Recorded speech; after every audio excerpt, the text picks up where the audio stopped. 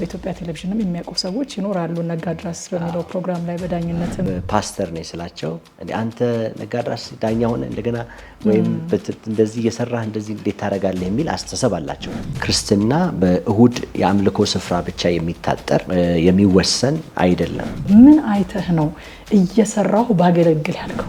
የስራ ቦታዬ ለኔ ሚሽን ፊልድ ነው። ቤተክርስቲያን መድረኮቿ ሆን ብሎነት ይጎድለዋል ወይም ኢንቴንሽናሊቲ ይጎድለዋል ይባላል። ቀድሞም የነበረ አሁንም ያለ የብዙ ጊዜ ቤተክርስቲያን ተግዳሮት ነው። ላለፉት 27 ዓመት በእግዚአብሔር ቤት ውስጥ በጌታ ምሕረትና በእግዚአብሔር ጸጋ አገለግላለሁ። በመጋቢ አገልግሎት የሚያውቁህ ወደ ቢዝነሱ ስትሄድ መንፈሳዊነቱን የጣልክ አልመሰላቸውም ወይ? ብዙ ሰው ነጋዴ የሚለውን ቃል ሲያስብ ራሱ የሚመጣለት ጥቅስ ግመል በመርፌ ቀዳዳ ቢያልፍ ይሻላል። እንዴት ነው እሴቶችን ሳትጥል መጓዝ የቻልከው? ክርስቲያናዊ እሴት ሌሎችን ማገልገል ነው። ኢምፓክት ድሪቨን መሆን ነው። ፕሮፊት ድሪቨን ሳይሆን ኢምፓክት ድሪቨን። 6800 አባላት አሉት ኢቫንጀሊካል ቢዝነስ ኔትወርክ። ተአምራዊ ገንዘብ ለማግኘት የመሯሯጥን አይነት እንቅስቃሴ ስታይ በስራ ቀኖች የሚደረጉ ፕሮግራሞች የስራ ቁጥር መቀነስ ላይ የቤተክርስቲያን ድርሻ ምንድን ነው? ቤተክርስቲያን ኑ እና ስሙ የምትል አይደለችም። ቤተክርስቲያን ወደ ህዝቡ፣ ወደ ዓለም፣ ወደ ስርዓቶች ሁሉ የምትገባ ናት። አንዱ ደግሞ የምንገባው በሙያ ነው።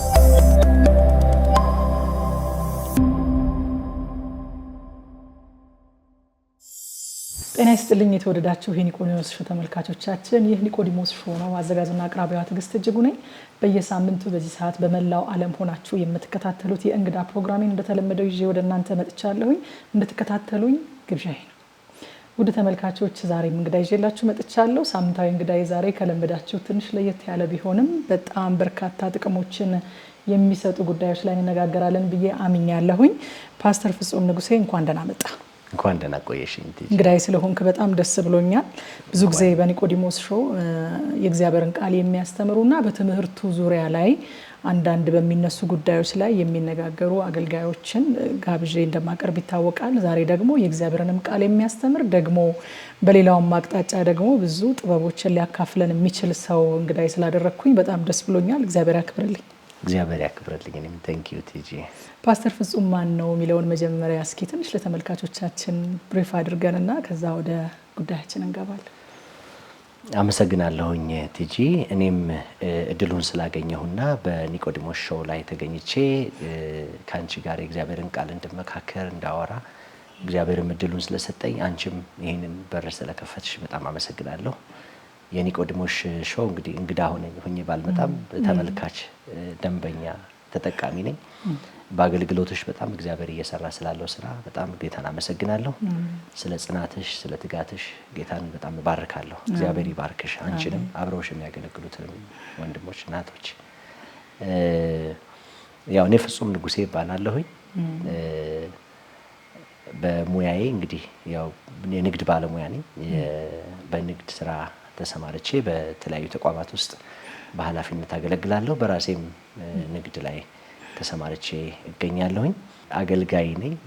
ጌታ ኢየሱስ ክርስቶስን እንደ ግል አዳኝ አድርጌ ከተቀበልኩኝ እንግዲህ አሁን ከ26 ዓመት በላይ ሆነኝ። 27 ዓመት ላለፉት 27 ዓመት በእግዚአብሔር ቤት ውስጥ በጌታ ምሕረትና በእግዚአብሔር ጸጋ አገለግላለሁ። የመጽሐፍ ቅዱስ ሰራዊት ዓለም አቀፍ ቤተክርስቲያን የሚባል ቤተክርስቲያን ውስጥ በመጋቢነት አገለግላለሁ። ባለትዳርና የሁለት ልጆች አባት ነኝ። እግዚአብሔር ይመስገን። ይሄን ይመስላል። በወጣትነት ነው እንግዲህ ወደ አገልግሎት የገባኸው። ፓስተር ወይንም መጋቢ የሚለውንም ስም ከመያዝህ በፊት በወጣቶች አገልግሎት ላይ በጣም ትሰራ እንደነበረ አውቃለሁኝና ስለዛም አገልግሎት ጥቂት እንድትነግረኝ ፈልጋለሁኝ። ደግሞ ጌታ ኢየሱስ ክርስቶስን ያገኘህበትን ነገር ሁሌ መስማት ያንን በጣም ደስ ይለኛል። ከሰዎች ከጌታ ጋር የመጀመሪያ ኢንካውንተራቸውን ማወቅ ደስ ይለኛልና ተመልካቾችም ይሄን ሊሰሙ እንደሚወዱ አምናለሁ። እውነት ነው። ያው ጌታ ኢየሱስ ክርስቶስን ያገኘሁት እንግዲህ በ90ዎቹ መጀመሪያ አካባቢ ነው።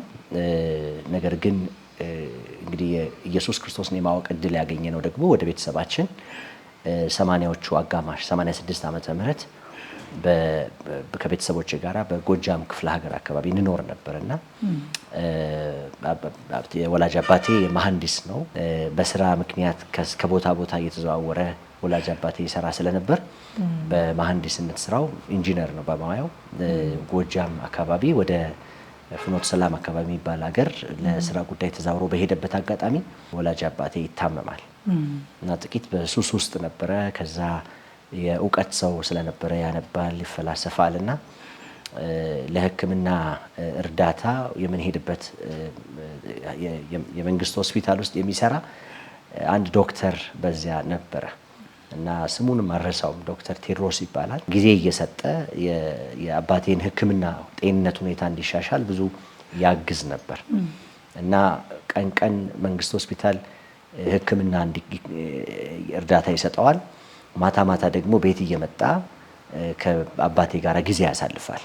እንግዲህ በእውቀትም በማንበብም በልምድም የካበተ ሰው ስለነበረ የኔ አባት በአካባቢው ማህበረሰብ ይፈራ ይወደድ የነበረ ሰው ስለሆነ ጤንነቱ እንዲመለስ ብዙ ሰው ይፈልጋል እና ይሄም ዶክተር ከነዚያ ሰዎች መካከል አንዱ ነው። እንግዲህ ወደ ቤት በሚመጣበት ጊዜ እኛ ሳናውቅ ለካ ዶክተር ቴዎድሮስ ሚሽነሪ ነው እና የጌታን ቃል ያካፍለዋል፣ ወንጌልን ይመሰክርለታል፣ ለሱም ለእናታችንም እና በዛ አጋጣሚ ወንጌልን የመስማት እድሉን አገኘን። የኔ ታላቅ ወንድም አሁን በአሜሪካን ሀገር ይኖራል። እሱ ለመጀመሪያ ጊዜ ወንጌልን በዚያ ሰማ እና እሱ ጌታን ተቀበለ። አባቴም ከህመሙ ተፈወሰ። ከዛ እንግዲህ ወደ አዲስ አበባ መጣን። አዲስ አበባ ከመጣን በኋላ እንግዲህ ታላቅ ወንድሜ እሱ ከቤታችን ጌታን ያውቅ ስለነበረ እሱ ወደ ቤተክርስቲያን በሚሄድበት አጋጣሚ ቤተክርስቲያን የመሄድ እድሉን አገኘን። በዛ አጋጣሚ ወደ ቤተክርስቲያን የመሄድ እድሉን ባገኝም እኔ ጎረምሳ ነበርኩ፣ ሃይስኩል ተማሪ ሆኜ ትንሽ ወደ ዓለምም መሄድ ፈተናውም ነበረ ተግዳሮቱም ነበረና ከዚያ በኋላ ግን ያው እግዚአብሔር ታማኝ ነው። ሁለተኛ ሆኜ በቤታችን ውስጥ በጌታ ቤት እድሉን አገኘው፣ ወንጌል ምስክርነት ሰማሁ። የካ ህይወት ብርሃን የምትባል እዚህ 22 ማዞሪያ አካባቢ የነበረች አንዲት ቤተክርስቲያን አጥቢያ ቤተክርስቲያን ውስጥ የደህንነት ትምህርት ተማርኩ። እዛ ተጠመቅኩኝ። ከዛ እዛው ማገልገል ጀመርኩኝ። እንግዲህ ከዛ በኋላ ወደ ሃይ ስኩል ወደ መጨረሻዎቹ አካባቢና ወደ ኮሌጅ ህይወት ስንገባ ደግሞ በአገልግሎት ረጅሙን ጊዜ ግን የቆየሁት ባይብል አርሚ ውስጥ ነው። ከዛ በኋላ በቤተክርስቲያን የወጣቶች አገልግሎትን ተሰጥቶኝ መምራት ጀመርኩኝ። ለረጅም ዓመት እንግዲህ በዛው ነው እንግዲህ የወጣቶች ፓስተር ተደርጌ የተሾምኩትና ፓስተርነቱም የመጣው ከዛው ነው። ወጣቶች ጋር ማሳለፍ እወዳለሁ በጣም። ለዛ ሸክም በውስጤ እንዲያድር ያደረጉኝ የቤተክርስቲያን መሪዎች በጣም ብዙ ስለወጣት አገልግሎት ኔክስት ጄኔሬሽን ላይ እንዳነብ እንድጸልይ ትኩረት እንዳደርግ ልቡን ይገፋፉኝ ስለነበረ እኔም ልቤ ውስጥ የነበረ ነገር ነበር። በዛው ያው እንግዲህ አንዳንዴ ወደ አገልግሎት ስንገባ ሞመንቱን ታይሙን በደንብ ላናስታውስ እንችላለን፣ ግን በጣም ትልቅ ሸክም ነበረኝ። ብዙ ስራዎች ለመስራት የቻልኩት በወጣቶች አገልግሎት በዛ አጋጣሚ ነበረ። ሰዎች ጌታን ያገኙበትን መንገድ መስማት በጣም ደስ ይለኛል። የእግዚአብሔር ጥበብ ይገርመኛል። በማይመስል መንገድ ነው ወደ እያንዳንዳችን ህይወትና ቤት የሚመጣውና ወደ አንተም ህይወት የመጣበት መንገድ እንደዛው አስገራሚ ነው። እንኳንም ጌታ አገኘ፣ እንኳንም የቤተ ክርስቲያን ልጅ ሆንክ፣ እንኳንም የእግዚአብሔር መንግስት ሰራተኛ ሆነ ተጨመርክ።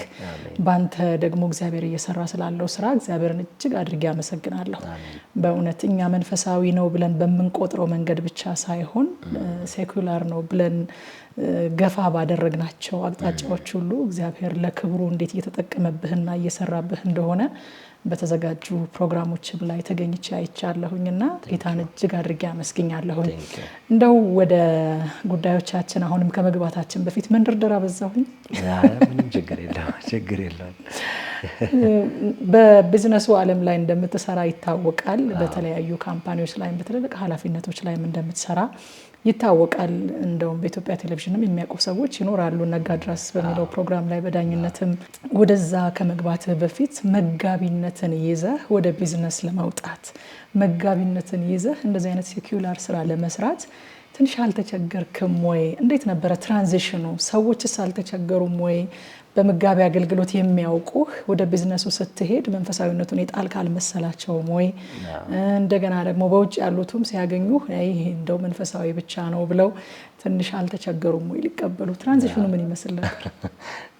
በጣም ኢንትረስቲንግ ነገር ነው ቲጂ። ያው በእኛ ማህበረሰብ ውስጥ እንደምታውቂው የቤተክርስቲያን ቅጥር ግቢ ውስጥ እሁድ የምናደርገውን የአምልኮ ወይም የመቅደስ ስርዓት መንፈሳዊ፣ ከእሁድ ደግሞ ውጪ ያለውን ከሰኞ እስከ ቅዳሜ የምናደርገውን ህይወት ደግሞ ዓለማዊ ብለን የመቁጠር አለ በሁላችን ውስጥ ዝንባሌ አለና ከዛ የተነሳ በተለይ እኔ መጀመሪያዎቹ ወቅቶች ፓስተር ተደረጌ ከተሾምኩ በኋላ በቤተክርስቲያን እኔን በፓስተርነት ለመቀበል ወይም ደግሞ በቢዝነስ ወይም በፕሮፌሽናል ደረጃ ለመቀበል በጣም ብዙ ፈተናዎች ነበሩ። በቤተክርስቲያን እንደዛ አይነት ተግዳሮት በአብዛኛው አልገጠመኝም። ለምን ቤተክርስቲያኗ የምታምንበት እምነት ይኖራል አይደለም። ከዛ በተነሳ ነው እኔ ብቻ ሳልሆን ከኔም በፊት በቤተክርስቲያን ውስጥ ያገለግሉ የነበሩ በዚሁ ነገር ውስጥ ያለፉ ሰዎች ስለነበሩ ያው በተወሰነ መልኩ የኔ ትንሽ ቦልድ ሆኖ የመውጣት ነገር ነበረው። አንዳንዶቹ ከተሾሙም በኋላ የተለያየ ኢንጌጅመንት ሌቭል ይኖራቸዋል።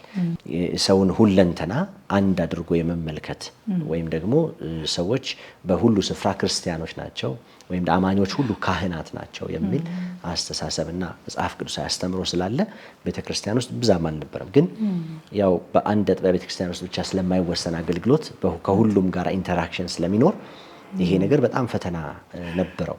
ሰዎች አሁንም ድረስ ሰዎች ፓስተር ነኝ ስላቸው አንተ ነጋድራስ ዳኛ ሆነ እንደገና ወይም እንደዚህ እየሰራህ እንደዚህ እንዴት ታደርጋለህ የሚል አስተሳሰብ አላቸው። እኔ ግን የማየው ለኔ ክርስትና በእሁድ የአምልኮ ስፍራ ብቻ የሚታጠር የሚወሰን አይደለም። ክርስትና በሁሉ ስፍራ የሚኖር ላይፍ ስታይል ወይም ህይወት ነው ብዬ አምናለሁ። ስለዚህ ራሴን ለመቀበል አልቸገረኝም። ከውጭ ዓለም ጋር ኢንተራክት ለማድረግ የራሱ የሆነ ፈተና ቢሆንም እኔ ግን በዛ ደረጃ የገጠመኝ ነገር አልነበረም። እምነትንና ስራን ለያይቶ የሚያይ አስተሳሰብ የለኝም። ሰኞ በቢሮዬ ገብቼ መደበኛ ስራዬንም ስሰራ፣ እሁድ ደግሞ በፑልፒት የእግዚአብሔርን ቃል ሳስተምርና ስሰብክ ለኔ ሁለቱም የእግዚአብሔርን ሐሳብ የማገለግልባቸው ልዩ ልዩ መድረኮች ናቸው እንጂ የተለያዩ ወይም ደግሞ ዓለማዊ መንፈሳዊ ናቸው ብዬ አልወስዳቸውም። ብዙ ጊዜ እንግዲህ የሆነ የምናድግበት የምንመጣበት ትራዲሽን አለ አይደል? ያንን ትራዲሽን ተከትለን ነው ለመውጣት በጣም ይቸግራል። እንደው ለየት ያለ ሐሳብ ይዘው የሚመጡ ሰዎች አንዳንድ ጊዜ እንደ ዊርድ የመቆጠርም አይነት ነገር አላቸውና የተለመደው መንገድ አለ ቤተክርስቲያን ውስጥ። አሁን ከሃይ ስኩል ጀምሮ እያገለገልክ ነው የመጣኸው። ሰዎች የሚጠብቁት አንተም በውስጥ የምታስበው የተለመደ ሲስተሙ ራሱ ያበጀልህ አካሄድ አለ። ወደ መጋቢነት ስትገባ ሆነ ትቀጥለዋለህ ተብሎ የሚታሰብ ነገር አለና ያቺ ቅንዓት ከየት እንደመጣች እኔ መነሻዋን ማወቅ ፈልጋለሁ። ምን አይተህ ነው እየሰራሁ ባገለግል ያልከው? የሙሉ ጊዜ አገልግሎትን በጣም አከብራለሁ። እግዚአብሔር ሰዎችን ለሙሉ ጊዜ አገልግሎት ይጠራል ብዬ አምናለሁ። ነገር ግን ያው መጽሐፍ ቅዱስም ሲናገር ራሱን በኔ ሁኔታ ሊገልጥ በወደደ ጊዜ አይደለም ይለው። ስለዚህ የኔን ሁኔታ በጣም ማስተዋል ጀመርኩና የራሴን ሁኔታ ስመለከት በአብዛኛው እግዚአብሔር በስራ ስፍራ ወይም ደግሞ በማርኬት ፕሌስ ላይ እንደጠራኝ አምናለሁ። ከትምህርት ቤት ወጥቼ ወደ ስራው ዓለም ከገባሁበት የመጀመሪያ ወራቶች ጀምሮ በስራዬ እግዚአብሔርን ማገልገል እንደምችል ይሰማኛል እና በእያንዳንዱ እንቅስቃሴ ውስጥ፣ ምርጫዎቼ ውስጥ፣ ውሳኔዎቼ ውስጥ፣ ምልልሶቼ ውስጥ የመንፈሳዊ ነገር እንደማገለግል እንደምሰራ አስባለሁና የስራ ቦታዬ ለኔ ሚሽን ፊልድ ነው የሚል አስተሳሰብ በውስጤ ነበረ እና ያንን ዴቨሎፕ እያደረኩ ስመጣ የበለጠ በስራው ዓለም ላይ የማስተውላቸው በጣም ቤዚክ ነገሮች አሉ። እነዛን ነገሮች ሳስብ አይ ቲንክ ይሄ ነገር እግዚአብሔርን ማገለግልበት ስፍራ ነው ብዬ ማመን ጀመርኩ። ፎር ዛት ማተር የወንጌል ምስክርነትም ስርጭትም ቢሆን የማያምነው ሰው በብዛት ያለው ቤተክርስቲያን ውስጥ አይደለም፣ ከቤተክርስቲያን ቅጥር ግቢ ውጭ ነው ያለው። ስለዚህ በቢሮ የማገኛቸው ኢንተራክት የማደርጋቸው ሰዎች ሲስተሙን ሳስብ ለኔ የአገልግሎት ስፍራዬ ክርስቶስን የምገልጥበት ሚሽን ፊልድ እንደሆነ ማስተዋል ጀመርኩና አንዱ እሱ ነው። ሁለተኛው ያው ራስሽን በጣም ኢቫሉዌት ታደርጊያለሽ። ሰልፍ ኢቫሉዌሽን ይኖረናል ሁላችንም እና በራሴ ላይ ባደረኩት ምርመራ ወይም ኢቫሉዌሽን እነዚህን ሁለት ነገሮች ነገር ግን መርሆአቸውና አስተምሯቸው አንድ የሆነ ነገር ይዞ መቀጠል እንደሚችል ውስጤ ይመሰክርልኛል፣ አምናለሁ። እንደ ተለምደው ፓስተርነት ለሙሉ ጊዜ አንዱ ትልቁ መስፈርት አድርጌ ለመውሰድ አልፈለኩም። ስለዚህ ለዛም ይመስለኛል እግዚአብሔር ጸጋውንም አቅም እየሰጠኝ የሄድኩት ከዛ በኋላ በነበረኝ ጊዜ። ዋው! እኔ ተመልካቾችም ብሆን አሁን ስክሪፕቶና ደብተር አልያዝኩም እንጂ የሥራ ቦታዬ የኔ የሚሽን ፊልድ ነው የሚለውን በእውነት ማስታወሻ አድርጌ ይዘው ነበርና ትልቅ አባባል ነው። ብዙ ሰዎች ከዚህ ውስጥ ትልቅ ጥበብ ይወስዳሉ ብዬ አምናለሁኝ። የሥራ ቦታችን ዝም ብለን ለመኖር የሚሆን ገንዘብ የምናገኝበት ጀነሬት የምናደርግበት ብቻ ሳይሆን የሚሽን ፊልድ እንደሆነ ማሰብ በጣም ትልቅ ጥበብ ነው ብዬ አስባለሁኝ። እንደው ስለ ትራንዚሽኑ የዚህን አክል ከተነጋገርን በመንገድህ ደግሞ ከንግድ ስራ ጀምሮ ትልልቅ ኩባንያዎችን እስከ መምራት ድረስ የደረስክበት ትልቅ ለውጥ ያመጣህበት ጉዞ ውስጥ ነው ያለኸውና በእነዚህ መንገዶች ውስጥ የክርስትና እሴቶችህን ጉዳይስ ምን እያደረግከን የመጣኸው? ብዙ ምስክርነቶችን ሰምቻለሁ። እኔም ደግሞ በቅርብ እንዳለ ሰው የማውቃቸው ነገሮች አሉ። ምን ያህል ምስክርነትህን ጠብቀህ እንደምትሄድ እሴቶችህን ጠብቀህ እንደምትሄድና እንዴት ነው እሴቶችህን ሳትጥል መጓዝ የቻልከው? በጣም ጥሩ ቲጂ፣ ቅድም እንዳልኩሽ ነው። በመጀመሪያ አንድ ማይንድ ሴት ውስጥ ያለ ወደ ስራው ዓለም ስገባ እግዚአብሔር ያሰለጠነኝ ያስተማረኝ ካገለገሉኝ ከኔ ከቀደሙ መንፈሳዊ አባቶች የተማርኩት ሜንቶር ካደረጉኝ ሰዎች ያስተዋልኩት ነገር አለና ለኔ ክርስትና በጣም አንደርላይን የማደርገው አሁንም ክርስትና የይሁድ እምነት ብቻ አይደለም። ለኔ ክርስትና ሁል ጊዜ የሚኖር ላይፍ ስታይል ነው። ስለዚህ በማንኛውም ሁኔታ ቢሮም ልቀመጥ፣ በቤተክርስቲያን የአገልግሎት ዘርፍ ውስጥም ገብቼ ላገልግል፣ ለኔ ሁለቱም ለኔ እኩል ዋጋ ያላቸው ክርስትናዬን የምገልጥባቸው ስፍራዎች ናቸው። ስለዚህ በተቻለ መጠን ይሄን ማይንድ ሴት ይዛለሁ እና ይሄንን ስንናገር መንገዱ ቀላል አይደለም። በተለይ ደግሞ በስራ ዓለም ያሉ ሰዎች ይሄንን ፕሮግራም የሚከታተሉ ያንቺም ተመልካቾች ያውቁታል። በስራው ዓለም ያለው ተግዳሮት በተለይ እንደ አንድ ክርስቲያን የክርስትና እሴቶችን ቫልዩዎችን ሳይጥል ለመኖር በጣም አስቸጋሪ መንገዶች አሉት። ነገር ግን የመጀመሪያው ነገር ማድረግ አለብን ብዬ የማስበው ይሄን ማይንድ ሴት መያዝ ነው። ክርስትና ኢዝ አ ላይፍ ስታይል፣ በቤተ ክርስቲያን ቅጥር ግቢ ውስጥ የሚታጠር አይደለም። ሁለተኛው በዚህ ጃርኒ ውስጥ ግን በዚህ ሂደት ውስጥ ግን ስንመላለስ እግዚአብሔር በሰጠን አቅም በሰጠን ጸጋ ከኛ የሚፈልገው ኢንቴግሪቲ አለ።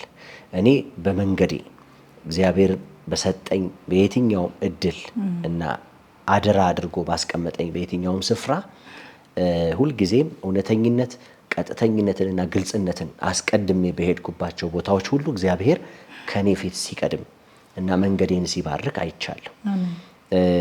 ኦፍ ኮርስ ኢንቴግሪቲ፣ ይሄ ቀጥተኝነት ወይም ታማኝነት፣ ግልጽነት ዋጋ ያስከፍላል። ነገር ግን በስተመጨረሻ እግዚአብሔር ሪዋርድ ያደርጋል፣ ብድራትን ይከፍላል እና ለጊዜው ዋጋ የሚያስከፍል ቢመስልም የምንመርጠው ምርጫ ግን እሴቶቻችንን ለመጠበቅ የምንሄድበት መንገድ ግን እግዚአብሔር መጨረሻ ላይ ሪዋርድ እንደሚያደርግ መመስከር እፈልጋለሁ እና እሴትን የሚያስጥሉ ብዙ ፈተናዎች ይገጥሙናል።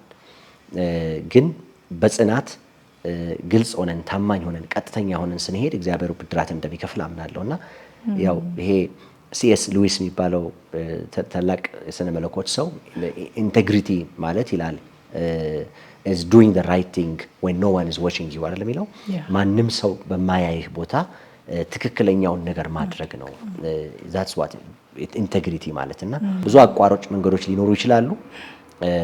ነገር ግን ለክርስቲያን እሴቱን ጠብቆ ለመኖር የሚከፈለውን ዋጋ ሁሉ ከፍሎ መሄድ በስተመጨረሻ እግዚአብሔር ያከብረዋል ብዬ አምናለሁኝ። እውነት ነው።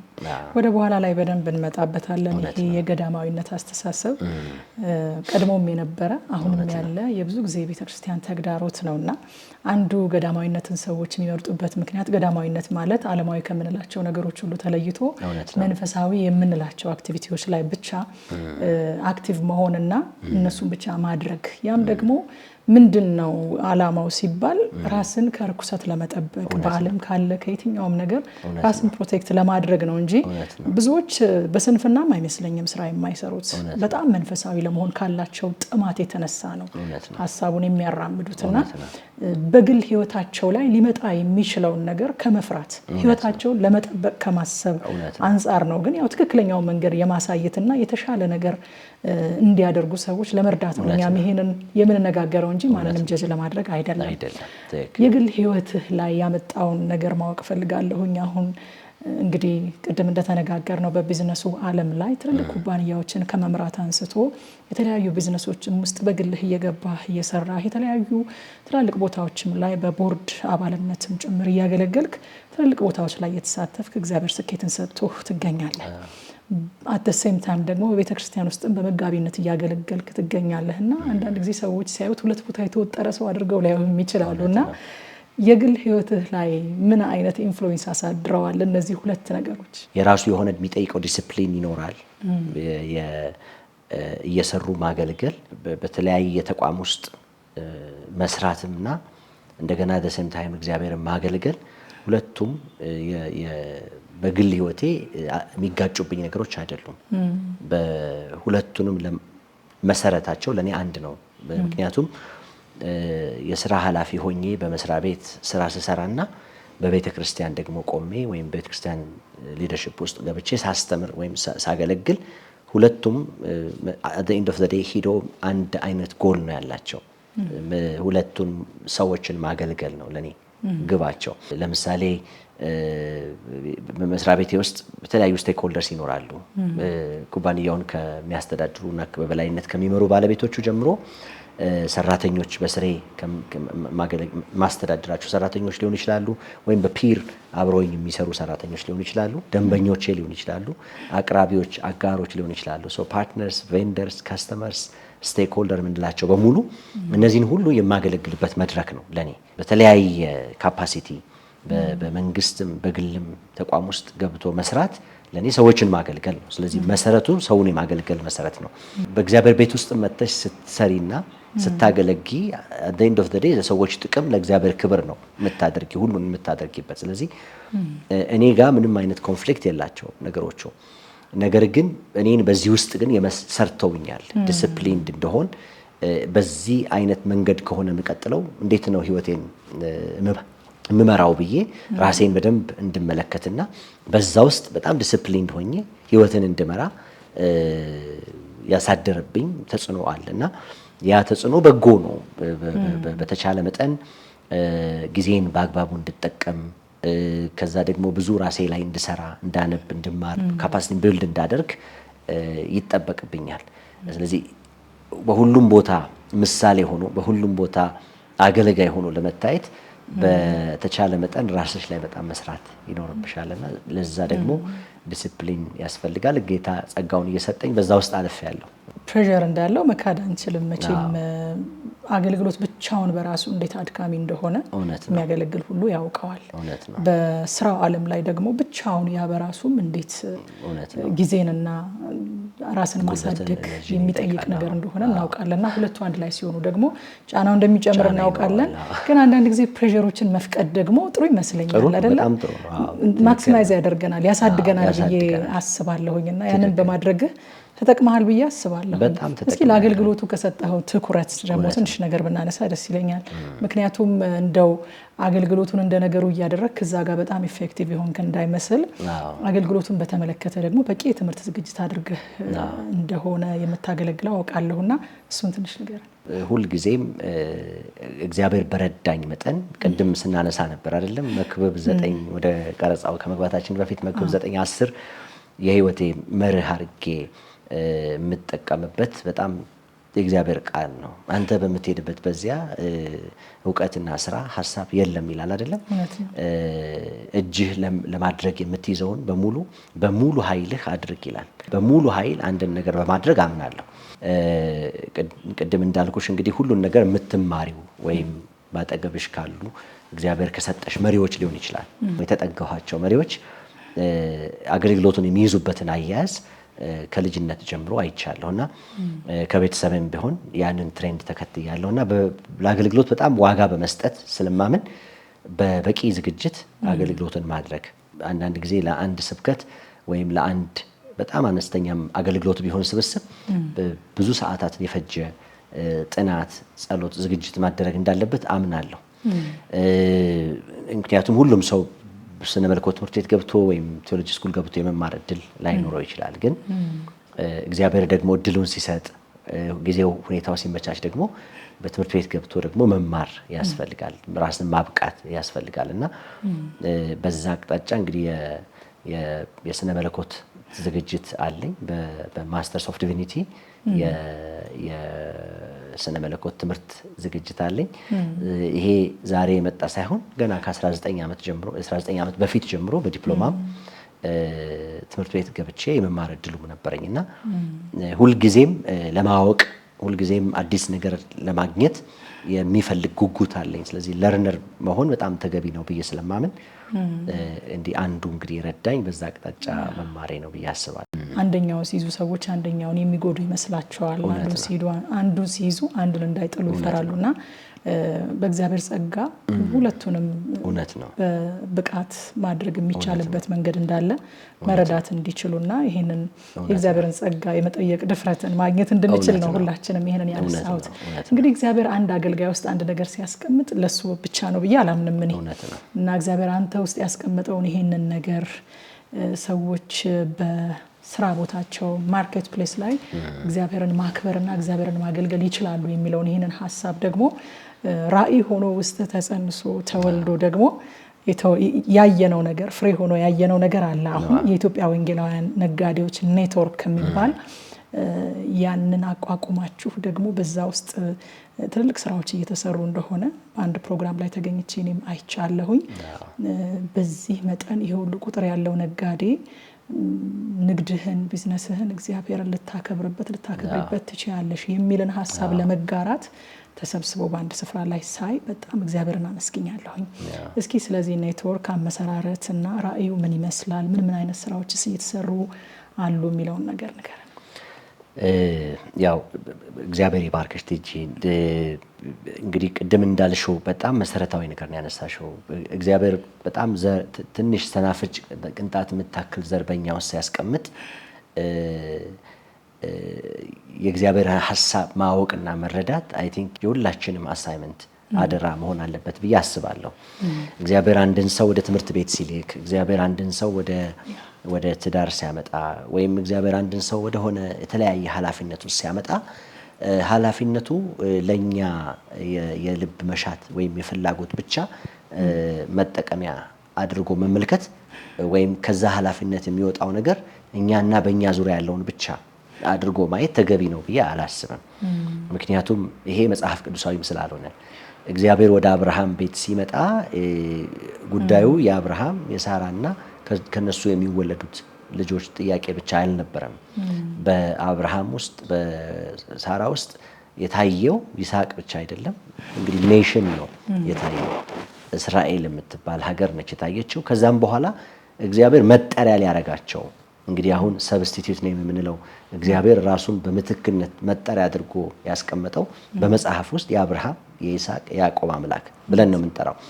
ስለዚህ የእግዚአብሔር ሐሳብ በአብርሃም ቤት ውስጥ መጠሪያ ሆኖ ለትውልድ የሚተላለፍ እንግዲህ በሱ ውስጥ ደግሞ ያው ክራይስትም ጭምር የወጣበት እንደሆነ መጽሐፍ ቅዱስ ይናገራል። ስለዚህ እግዚአብሔር አንድን ነገር ወደ አንድ ሰው ሲያመጣ ያን ሰው ብቻ ተመልክቶ እንዳልሆነ ማሳያ ነውና ይሄ ጉዳይ በኔ የተጀመረ ብቻ አይደለም። ኦፍ ኮርስ የኢትዮጵያ ወንጌላውያን ነጋዴዎች ኔትወርክ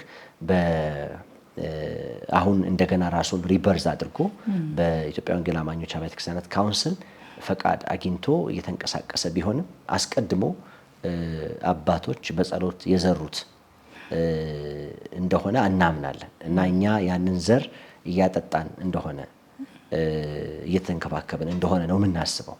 ምክንያቱም እንደምታውቂው ከዚህ በፊት የክርስቲያን ነጋዴዎች ህብረት የሚል የወንጌላውያን የቀደሙ አባቶች የጀመሩት ህብረት ነበረ እና ያ ህብረት በተለያየ ጊዜ በተለያዩ ወንድሞች ይመሩት ነበር።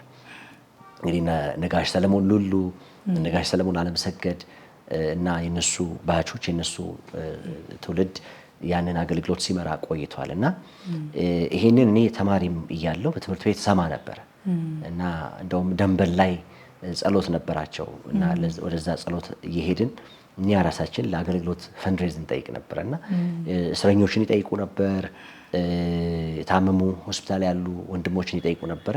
እንግዲህ ያ ስብስብ ነው አድጎ በኋላ ላይ እንደነ ብርሃን ባንክ ያሉ ተቋማትን የወለደው። ብርሃን ባንክ አንዱ ይሁን እንጂ ወልዶ የወጣው ሌሎች በጣም ብዙ ተቋማትም ተወልደዋል እና ይሄ ተቋም ይሄ ስብስብ ይሄ ህብረት እንዳለ እናውቃለን። እንግዲህ በቅርብ ጊዜ በጥቂት ዓመታት በፊት እኔ በልቤ ውስጥ ለረጅም ዓመት አስተውሎ የነበረውን ይሄንን የማርኬት ፕሌስ ሚኒስትሪ ወይም ደግሞ በስራ ስፍራ በሙያ ስፍራ የእግዚአብሔር መንግስት ማገልገል የሚለው ሐሳብ በእኔ ብቻ ሳይሆን ከኔም ጋራ በሚያገለግሉ ሌሎች ተመሳሳይ ወንድሞች እና እህቶች ልብ ውስጥ ሸክም ነበርና መነሻውን ምክንያት ሆኜ እኔ እግዚአብሔር በእኔ በኩል ስብስቡን ጠራ እንጂ እነዚህ ወንድሞች ውስጥ በጣም ይሄ በርደን ነበር እና እንዲሁ ለማብራራት እንዲመች እኛ በጣም ቤዚክ የሆኑ 4 ነገሮችን በጣም አየን አስተዋልን።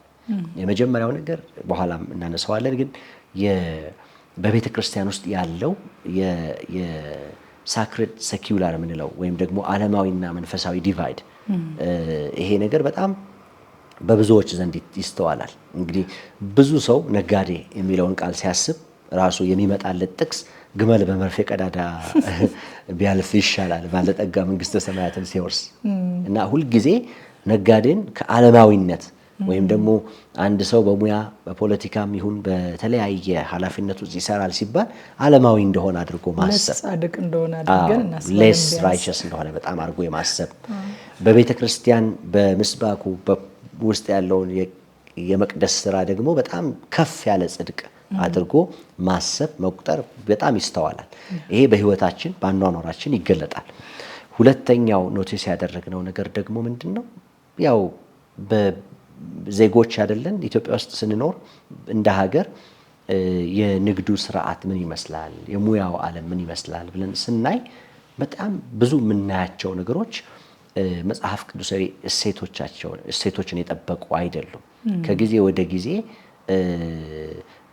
አዚፍ ክርስቲያን ለዓለማዊ ብለን ለምንጠራው ለሙያም ሆነ ለቢዝነስ እንደማይመች እና እንደውም ቅድም እንዳልሽው ከዚህ የተነሳ ሄደን በቃ ገዳማዊ አስተሳሰብ ዴቨሎፕ እስከምናደርግ ድረስ ያልተዋጀ የዓለም ስርዓት ውስጥ በስፋት እናያለን እና ይሄም ሁለተኛው ያየነው ነገር ነው።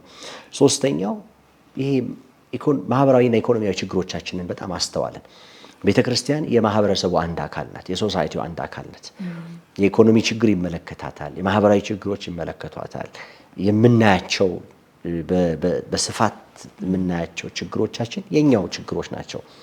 ስራ አጥነትን ብትመለከቺ፣ ሙስናን ብትመለከቺ፣ ፍትህ አልባነት ወይም ኢንጀስቲስን ብትመለከቺ እነዚህ ሁሉ የመፍትሄውም የችግሩም የቤተክርስቲያን አንዱ አካል ነው። ቤተክርስቲያን ከዚህ ራሷን ልታሸሽ አትችልም። ስለዚህ ምንድነው ኮንትሪቢዩት ማድረግ ያለብን እኛ በቤተክርስቲያን ውስጥ ሆነን ለምናያቸው ማህበራዊና ኢኮኖሚያዊ ችግሮች ምንድነው ማበርከት ያለብን ብለን ስንመለከት ምንድነው ያለው ሪሶርስ? ኦኬ ታዲያ ምን አይነት አቅርቦት አለ? በቤተክርስቲያን በኩል ሬዲ የሆነው አቅርቦት ምንድነው? እንደምታውቂው ቲጂ የቤተክርስቲያን አገልግሎት ለረጅም ዓመት እንግዲህ የኢትዮጵያ ቤተክርስቲያን ታሪክን ስትመለከቺ የኢትዮጵያ ቤተክርስቲያን በፕሮግራም ኦሪየንትድ ነች። በጣም እሑድ በህዝቡ ይሰበሰባል። ከዛ የእግዚአብሔርን ቃል ይካፈላል፣ ይጸልያል፣ ያመልካል፣ በቅዱሳን ሰላምታ እና ፍቅር ሰላም ይባባላል፣ ፌሎሺፕ ያደርጋል፣ ከዛ ይበተናል። ከዛ በሚድዊክ እንደገና ሌላ ሰርቪስ ይመጣል፣ በሌላ ሰርቪስም ይገናኛል እና ቤተክርስቲያን ከዚህ የተሻለ ወይም ደግሞ ከዚህ የተለየ ለሁሉም አይነት የህይወት ክፍልና የህይወት አገልግሎት የምትሰጠው ፕሮቫይድ የምታደርገው ብዙ የተዘጋጁ ሪሶርስ የለም። በልጆች አገልግሎት እዚህም እዛም የሚሞከሩ ነገሮች አሉ። በመዘምራን አገልግሎት እዛም የሚሞከሩ ነገሮች አሉ። ግን ማርኬት ፕሌስ ላይ ወይም ደግሞ በስራ ስፍራ የእግዚአብሔር መንግስት ማገልገል ላይ በጣም በተጠናከረ ደረጃ የሚሰራ ነገር ብዙ የለም። ኦፍ ኮርስ በኢቫሱ በኩል ግራጁዌሽን አልሙና የሚሰራ ነገር አለ። በግሬት ኮሚሽን ላይ የሚሰራ ስራ አለ። ግን በስሞል ኤፈርትስ ሂር ኤንድ ዜር ነው ያለው። ስለዚህ እኛ ደግሞ ለምን ተጨማሪ አቅም አንፈጥርም ብለን አስበን፣ ስለዚህ ቅድም እንዳልኩሽ ይሄን ሳክሬድ ሴኩላር ዲቫይድ ዓለማዊና መንፈሳዊ ክፍፍል ለማጥፋት በገበያ ውስጥ የምናስተውላቸውን መጽሐፍ ቅዱሳዊ እሴታቸውን ያልጠበቁ የህይወትና የንግድ የስራ የሙያ ስርዓቶች የምናያቸው ማህበራዊና ኢኮኖሚያዊ ችግሮች መፍትሄ ለመሆን ሪሶርስ ፕሮቫይድ ሊያደርግ የሚችል አንድ ፕላትፎርም ለምን አንፈጥርም ብለን በጣም ጥቂት ወንድሞችና እህቶች በቁርስ በጸሎት መሰባሰብ ጀመርን እና ያቺ በጣም ጥቂት ወገኖች ወንድሞችና እህቶች ሆነን የጀመርናት ስብስብ አድጋ ፍሬ አፍርታ እንግዲህ አሁን ያለውን የተቋም እና የኔትወርክ ደረጃ መያዝ ቻለች ማለት ነው። እና እንግዲህ አመጣጡ ያን ይመስላል። የዚህ አገልግሎት ዋና ዓላማ ወይም ዋና ራዕይ ማቴዎስ ወንጌል ምዕራፍ 5 ቁጥር 13 ላይ ያለውን ሐሳብ ነው። መጽሐፍ ቅዱስ ሲናገር እንግዲህ ማቴዎስ 5:6-7 የእግዚአብሔር መንግስት ህገ መንግስት ተብሎ የሚጠራ ነው አይደል? ኮንስቲቱሽናችን ነው እና በጌታችን በመድኃኒታችን በኢየሱስ ክርስቶስ የተዋወቀውን የእግዚአብሔር መንግስት አኗኗር ዘይቤ በተመለከተ ጌታችን ለደቀ መዛሙርቱ ያስተማረበት ክፍል ነውና እዛ ላይ በጣም አንዱ የሚናገረው ነገር የክርስቲያናዊ ማንነታችን አይደንቲቲያችን ምን እንደሆነ እና ማን እንደሆነ የሚናገረው እና ሲናገር ምን እንደሚለው እናንተ የምድር ጨው የዓለም ብርሃን ናችሁ ይላል። የምድር ጨው የዓለም ብርሃን ናችሁ ካለ ዝቅ ብሎ መልካሙን ስራችሁን አይተው በሰማይ ያለውን አባታችሁን ያከብሩ ዘንድ ብርሃናችሁ በሰው ሁሉ ፊት ይብራ ይላል። ስለዚህ ክርስቲያናዊ ማንነት ወይም ክርስትና አንድ የሃይማኖት ተቋም ውስጥ ገብቶ በአንድ የሃይማኖት ተቋም ውስጥ ባለ የአምልኮ ስርዓት በሳምንት አንድ ቀን እየተካሄደ የሚፈጸም ወይም ቤተክርስቲያን ሰዎችን ሁሉ ኑና ስሙ የምትል ሳይሆን ወደ ዓለሙ ሁሉ ሂዱ የምትል እና በዓለም ስርዓቶች ውስጥ ሁሉ ገብቶ የምድር ጨው የዓለም ብርሃን የሚሆኑ ክርስቲያኖችን ነው። ስለዚህ ክርስቲያን ባለሙያዎች፣ ክርስቲያን ነጋዴዎች እምነታቸውንና ስራቸውን አቀናጅተው የምድር ጨው የዓለም ብርሃን በመሆን የእግዚአብሔር መንግስት እንደራሴዎች እንዲሆኑ ማድረግ ነው ዋና ዓላማ። ስለዚህ ለዚያ ይሄንን ራዕይ ወይም ይሄንን ሞቶ አስቀምጠን በዚህ ራዕይ ላይ ተልእኮዎችን ቀርጸን የተለያዩ የትኩረት አቅጣጫዎችን አስቀምጠን እየሰራን እንገኛለን እና ተልእኳችን እኛ 3G እንለዋለን። የመጀመሪያው ግሮው ምንለው ነው የመጀመሪያው። ስለዚህ ክርስቲያን ባለሙያዎችና ነጋዴዎች በማርኬት ፕሌሱ ላይ ያሉ በመንፈሳዊ ህይወት እና ደግሞ በሙያዊ አቅም ካፓሲቲያቸውን ቢልድ ማድረግ እና ዲሳይፕል እንዲሆኑ መንፈሳዊ ህይወታቸው የተሰራ እንዲሆን ማገዝ እነሱን ኤምፓወር ማድረግ ነው። ሁለተኛው ደግሞ ጎወርስ እንዲሆኑ ያው ሂያጆች እንዲሆኑ እንግዲህ ክርስትና ወይም የመጀመሪያው ቤተክርስቲያን የምትሄድ ቤተክርስቲያን ናት እላለሁ እኔ ብዙ ጊዜ። ቤተክርስቲያን ኑ እና ስሙ የምትል አይደለችም። ቤተክርስቲያን ወደ ህዝቡ፣ ወደ ዓለም፣ ወደ ስርዓቶች ሁሉ የምትገባ ናት። አንዱ ደግሞ የምንገባው በሙያ ነው። በሙያ ተቀጥረን በምንሰራበት መስሪያ ቤት 9 to 5 በምንሰራበት መስሪያ ቤት እግዚአብሔር የሰጠንን ነገር ይዘን እንሄዳለን። ያ የተልእኮ ስፍራችን ነው፣ ሚሽን ፊልድ ነው። ስለዚህ ለአንድ ክርስቲያን ስራው ኑሮን ማሸነፊያ ወይም ገቢ ማግኛው ብቻ አይደለም፣ የተልእኮ ስፍራው ነው። የእግዚአብሔር መንግስት እንደራሴ ሆኖ የሚሰራበት፣ እግዚአብሔር ራሱን በሱ በኩል የሚገልጥበት፣ ለዓለም የሚያሳይበት፣ እግዚአብሔርን ማየት ለሚፈልገው ለሚናፍቀው ዓለም ዲስፕሌይ ሆኖ የሚቀርብበት ማለት ነው። ይሄ ዓለም የወደቀው ዓለም ፍቅር ይፈልጋል። ፍቅር ለምሳሌ አንዱን ብንወስድ የፍቅር ትርጉም አጥቶ የፍቅርን ትርጉም ፍለጋ በተለያየ መንገድ ይፈልጋል።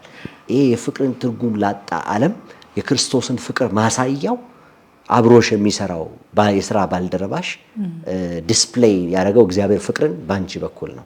ስለዚህ ፍቅርን ያያል። ስለዚህ ፍቅር ፍለጋ እዚህና እዚያ የሚደክመውን የስራ ባልደረባሽ ፍቅሩን የክርስቶስን ፍቅር የምታሳይበት መድረክሽ ነው። ስለዚህ ለኛ ጎ ምንለው ቃል ይሄ ጎርስ ሚሽናል እንዲሆኑ ይሄን አስተሳሰብ በእነሱ ውስጥ መስራት ነው። በመጨረሻ እግዚአብሔርን የሚያከብር ግሎሪፋይ የሚያደርግ ለእግዚአብሔር ክብር የሚኖር ህይወት ለራሱ ኑሮና ስኬት የሚኖር ብቻ ሳይሆን እንግዲህ በእነዚህ ተልእኮዎች 4 የትኩረት አቅጣጫዎች አስቀምጠን በእነዛ 4 የትኩረት አቅጣጫዎች ላይ እንሰራለን እና የመጀመሪያው የትኩረት አቅጣጫ ኮኔክት ምንለው ነው። እኛ we create platforms የተለያዩ ፕላትፎርሞችን በመፍጠር በዚያ ፕላትፎርም ክርስቲያኖች፣ ባለሙያዎች፣ ነጋዴዎች መጥተው የእግዚአብሔርን ቃል የሚካፈሉበት ሌሎች ላይክ ማይንድድ የሆኑ የነሱ አይነት አስተሳሰብና አመለካከት ያላቸውን ወንድሞች እህቶች የሚያገኙበት ፕላትፎርም መፍጠር ነው። ስለዚህ አንዱ የትኩረት አቅጣጫ እሱ ነው። ኔትወርኪንግ ኢቨንቱ ላይ መተሻል አንቺ ያ እንግዲህ በጣም ብዙ ክርስቲያኖች የሚገናኙበት ፕላትፎርም ነው። ሁለተኛው አድቮኬት ማድረግ ማለት ምንድነው? መጽሐፍ ቅዱሳዊ እሴት ክርስቲያናዊ ቫልዩስ በንግድ ውስጥ በሙያ ውስጥ እንዲንጸባረቁ ማድረግ። እንደምታውቂው የንግዱ ዓለም ብዙውን ነገር የሚቀዳው ከዚህ ዓለም አስተሳሰብ ነው። የዚህ ዓለም ፕሪንሲፕልስ ፊሎሶፊስ አሉት።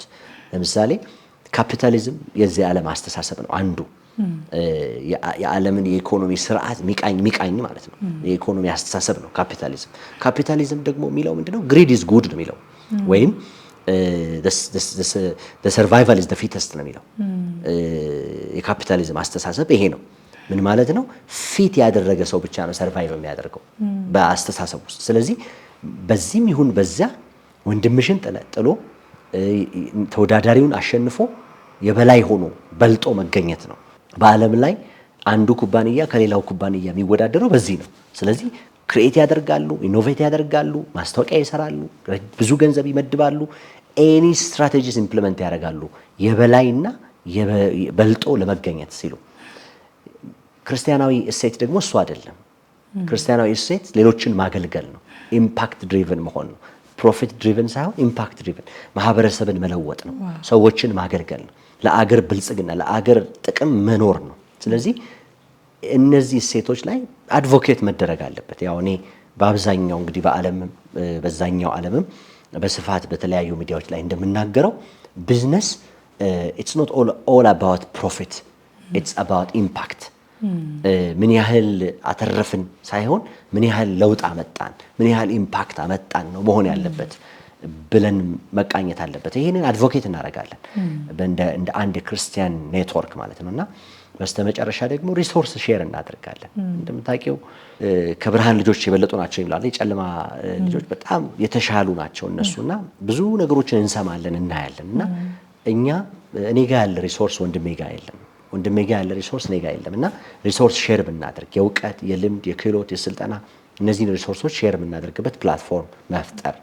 በስተመጨረሻ ኢንጌጅ ማድረግ በሚያስፈልግበት መጠን ደግሞ ኢንጌጅ ማድረግ እና ዊ ኮል ደም እኛ ኬር እንላቸዋለን፣ CARE ብለን እንጠራቸዋለንና በእነዚህ ፎከስ ኤሪያዎች ላይ በጣም ብዙ ኢኒሼቲቮችን ክሬት አድርገን ፕላን እያደረግን በየአመቱ እናስፈጽማለን። አሁን ላይ 4 ነገሮችን ነው ኢኒሼት አድርገን እንደ ፕሮግራም ይዘን የምንሰራው። አንደኛው ኔትወርኪንግ ኢቨንቶች አሉ። በኔትወርኪንግ ኢቨንታችን በ3 ወር አንድ ጊዜ የሚደረግ ኔትወርኪንግ ኢቨንት አለን በከተማ ውስጥ። በቀጣይ ደግሞ በአመት እና በ6 ወር የሚደረጉ ስፔሲፊክ ሴክተር ስፔሲፊክ የሆኑ ደግሞ ብዙ ፕሮግራሞች አሉ። ኔትወርኪንግ ኢቨንቶቻችን አንዱ ነው። ሁለተኛው የፍላግሺፕ ፕሮግራማችን ወጣቶች ላይ እንግዲህ ያው እኔ ቀድሞም ልቤ ውስጥ የነበረ ነገር ስለሆነ ቀጣይ ጄኔሬሽን ኢምፓወሪንግ ዘ ኔክስት ጄኔሬሽን ለሀገር የሚያስቡ ለትውልድ ሸክም ያላቸው ለእግዚአብሔር መንግስት ቀናኢ የሆኑ ክርስቲያን ባለሙያዎች እና ነጋዴዎች እንዲፈጠሩ እንፈልጋለን። ስለዚህ እነሱን ደግሞ ታርጌት ያደረገ ፕሮግራም ቀርጸን ለ8 ሳምንት እነዚህን ወጣቶች እናሰለጥናለን በሴንተራችን እና የራሱ ሴንተር አለን። አሁን ለጊዜው የተከራየነው ቦታ አለ። በዛ በተከራየነው ቦታ ለ8 ሳምንት ይመጣሉ ወጣቶቹ። በተለያየ ዙሪያ የሥራ ስነ መለኮት ይማራሉ። ካራክተር እና ኢንቴግሪቲ ይማራሉ፣ ኤክሰለንስ ይማራሉ፣ ሰርቫንት ሊደርሺፕ ይማራሉ። ቢብሊካል ሊደርሺፕ አንዱ ሰርቫንት ሊደርሺፕ ይማራሉ። ከዛ መማር ብቻ ደግሞ ሳይሆን ሜንቶርሺፕ ፕሮግራሞች ደግሞ አሉ። ከነሱ በህይወት በልምድ የቀደሙ ታላላቆች ደግሞ በአካል መጥተው እነዚህን ወጣቶች ከህይወት ልምዳቸው የሚያካፍሉበት ደግሞ ፕሮግራሞች አሉ እና የሜንቶርሺፕ ፕሮግራም አለ። ከዛ በ8ኛው ሳምንት ላይ ፕሮግራሙን ግራጁዌት አድርገው ይወጣሉ። የተለያየ የስራ እድል ወይም የተለያየ ማርኬት አክሰስ፣ ፋይናንስ አክሰስ ይፈጠርላቸዋል። ይሄ ሁለተኛው ትውልድ ላይ የምንሰራው ስራ ነው። እግዚአብሔር በጣም ፍሬ እየሰጠን ነው። አሁን ሁለተኛውን ዙር ተማሪዎች ጆይን አድርገው እየተማሩ ናቸው ያሉት። ሶስተኛው ያው እንግዲህ ሜምበሮች አሉን እኛ ሶፋር ወደ 6800 አባላት አሉት ኢቫንጀሊካል ቢዝነስ ኔትወርክ። ይሄንን ቁጥር በጣም እያሳደግን እንሄዳለን። ግን ሶፋር በእነዚህ ሜምበሮች ላይ የሚሰራ ደግሞ ሴክተር ስፔሲፊክ የሆኑ በተለያዩ አርዕሶች በተለያዩ ጉዳዮች ሪሶርስ ሼር የምናደርግበት ዌቢናር ክሎዝ ግሩፕ ዌቢናር አለን ለነሱ ብቻ የሚሰጥ እና በጣም ብዙ አይነት ሪሶርስ አለ። የቤተ ክርስቲያን ውስጥ ሪሶርስ የለም ብለን አናምንም።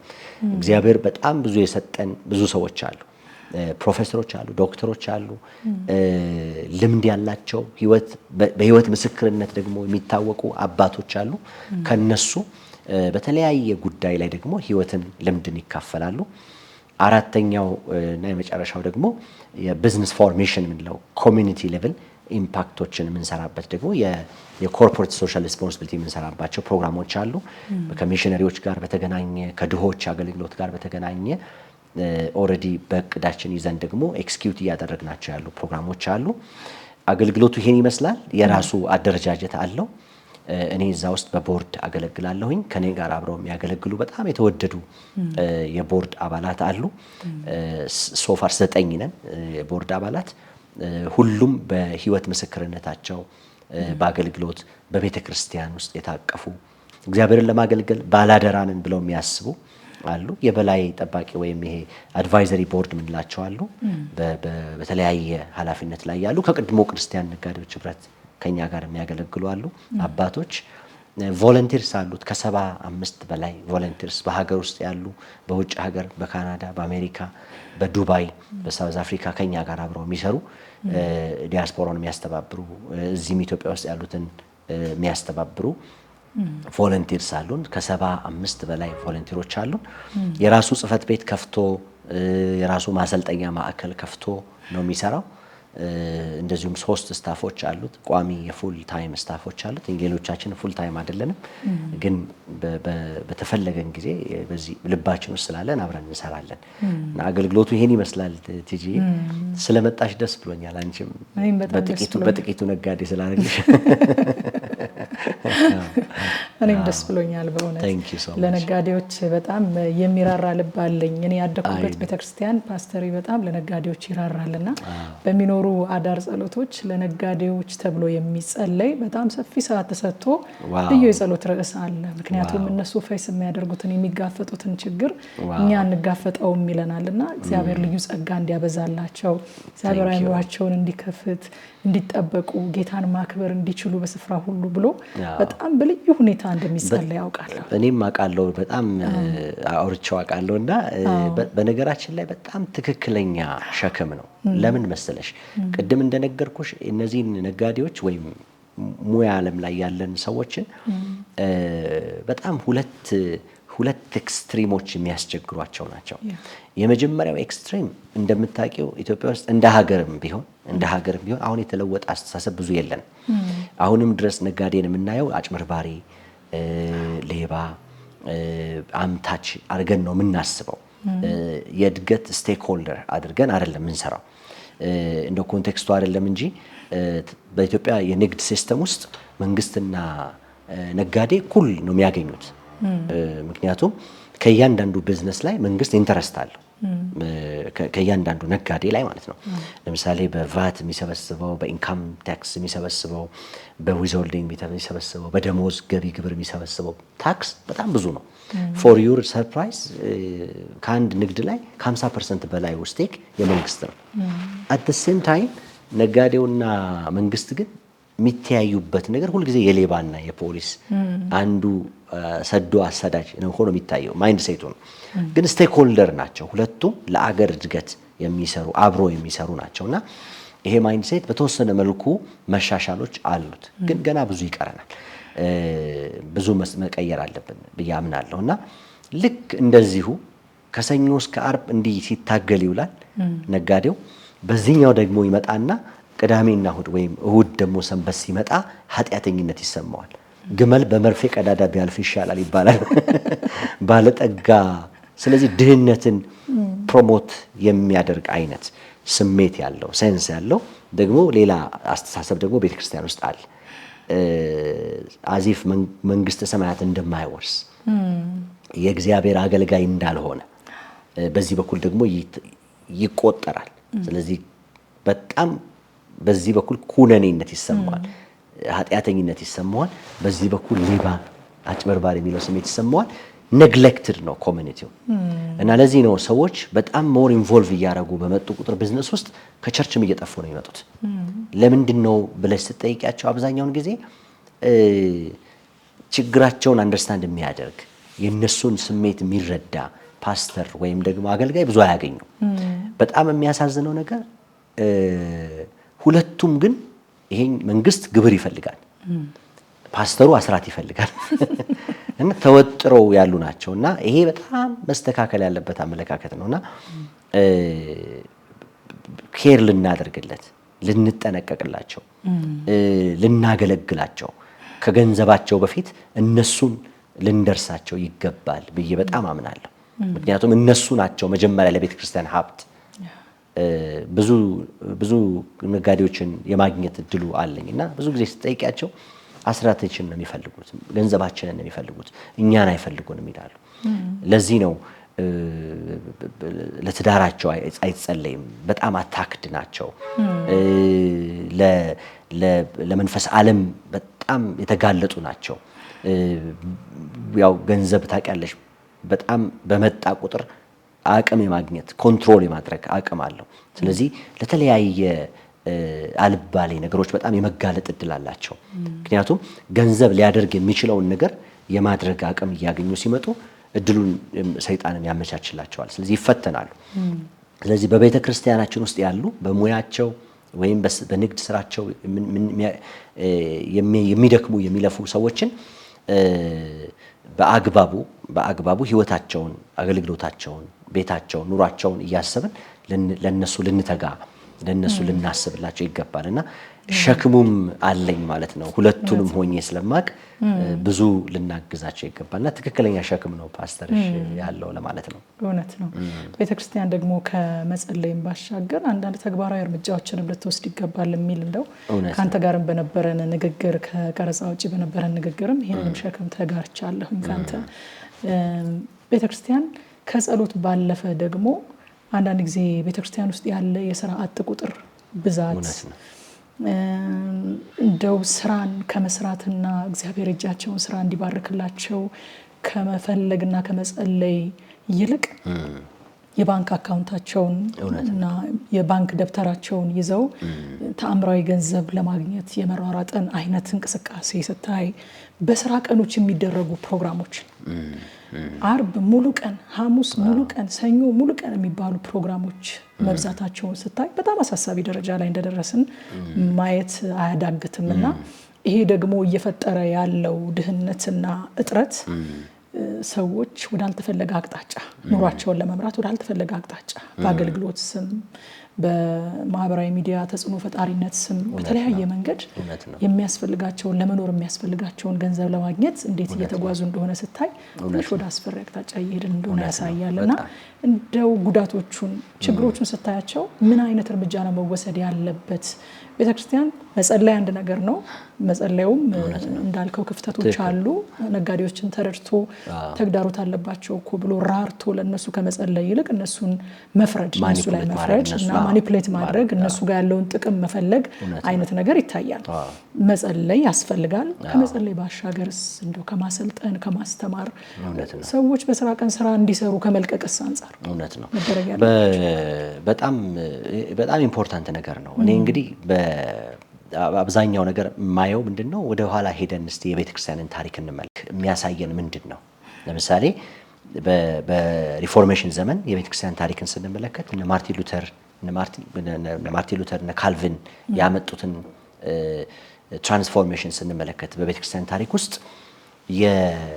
የካፒታሊዝም እኮ የተወለደው ቤተክርስቲያን ባመጣቸው ሪፎርሜሽን ነው ምክንያቱም የፕሮቴስታንት ወርክ ኤቲክ ኤንድ ስፒሪት ኦፍ ካፒታሊዝም የሚለው መጽሐፍ ላይ እኮ ያሉ ሐሳቦች በሞደርን ወርልድ ሂስትሪ ውስጥ በአውሮፓና በአሜሪካ የሥራ ባህልን በመለወጥ ረገድ ከካቶሊክ ገዳማዊነት አስተሳሰብ አውጥተው የሪፎርመሮች ናቸው ሥራ ባህልን ለዓለም ያስተዋወቁት ከዛ ለሥራ ባህልን ለዓለም ማስተዋወቅ ብቻ ሳይሆን ደግሞ ይሄ ዲግኒቲ ምንለው የሰውን ክቡርነት ያስተዋወቁት ቤተክርስቲያን ውስጥ የነበሩ ሪፎርመሮች ናቸው ስለዚህ ቤተክርስቲያን ሁሉ ጊዜ መኖሯ ኤግዚስተንሷ በምትኖርበት ማህበረሰብ መካከል በሁሉም አቅጣጫ ሆሊስቲክ ዴቨሎፕመንት ላይ አስተዋጽኦ ማምጣት አለባት የሚል እምነት አለኝ እኔ በዚህ ዘመን ያለች በኢትዮጵያ ውስጥ የምትገኝ የክርስቶስ አካል በዚህ አቅጣጫ ምን እየሰራች ነው የሚለውን ጉዳይ ሳስብ በጣም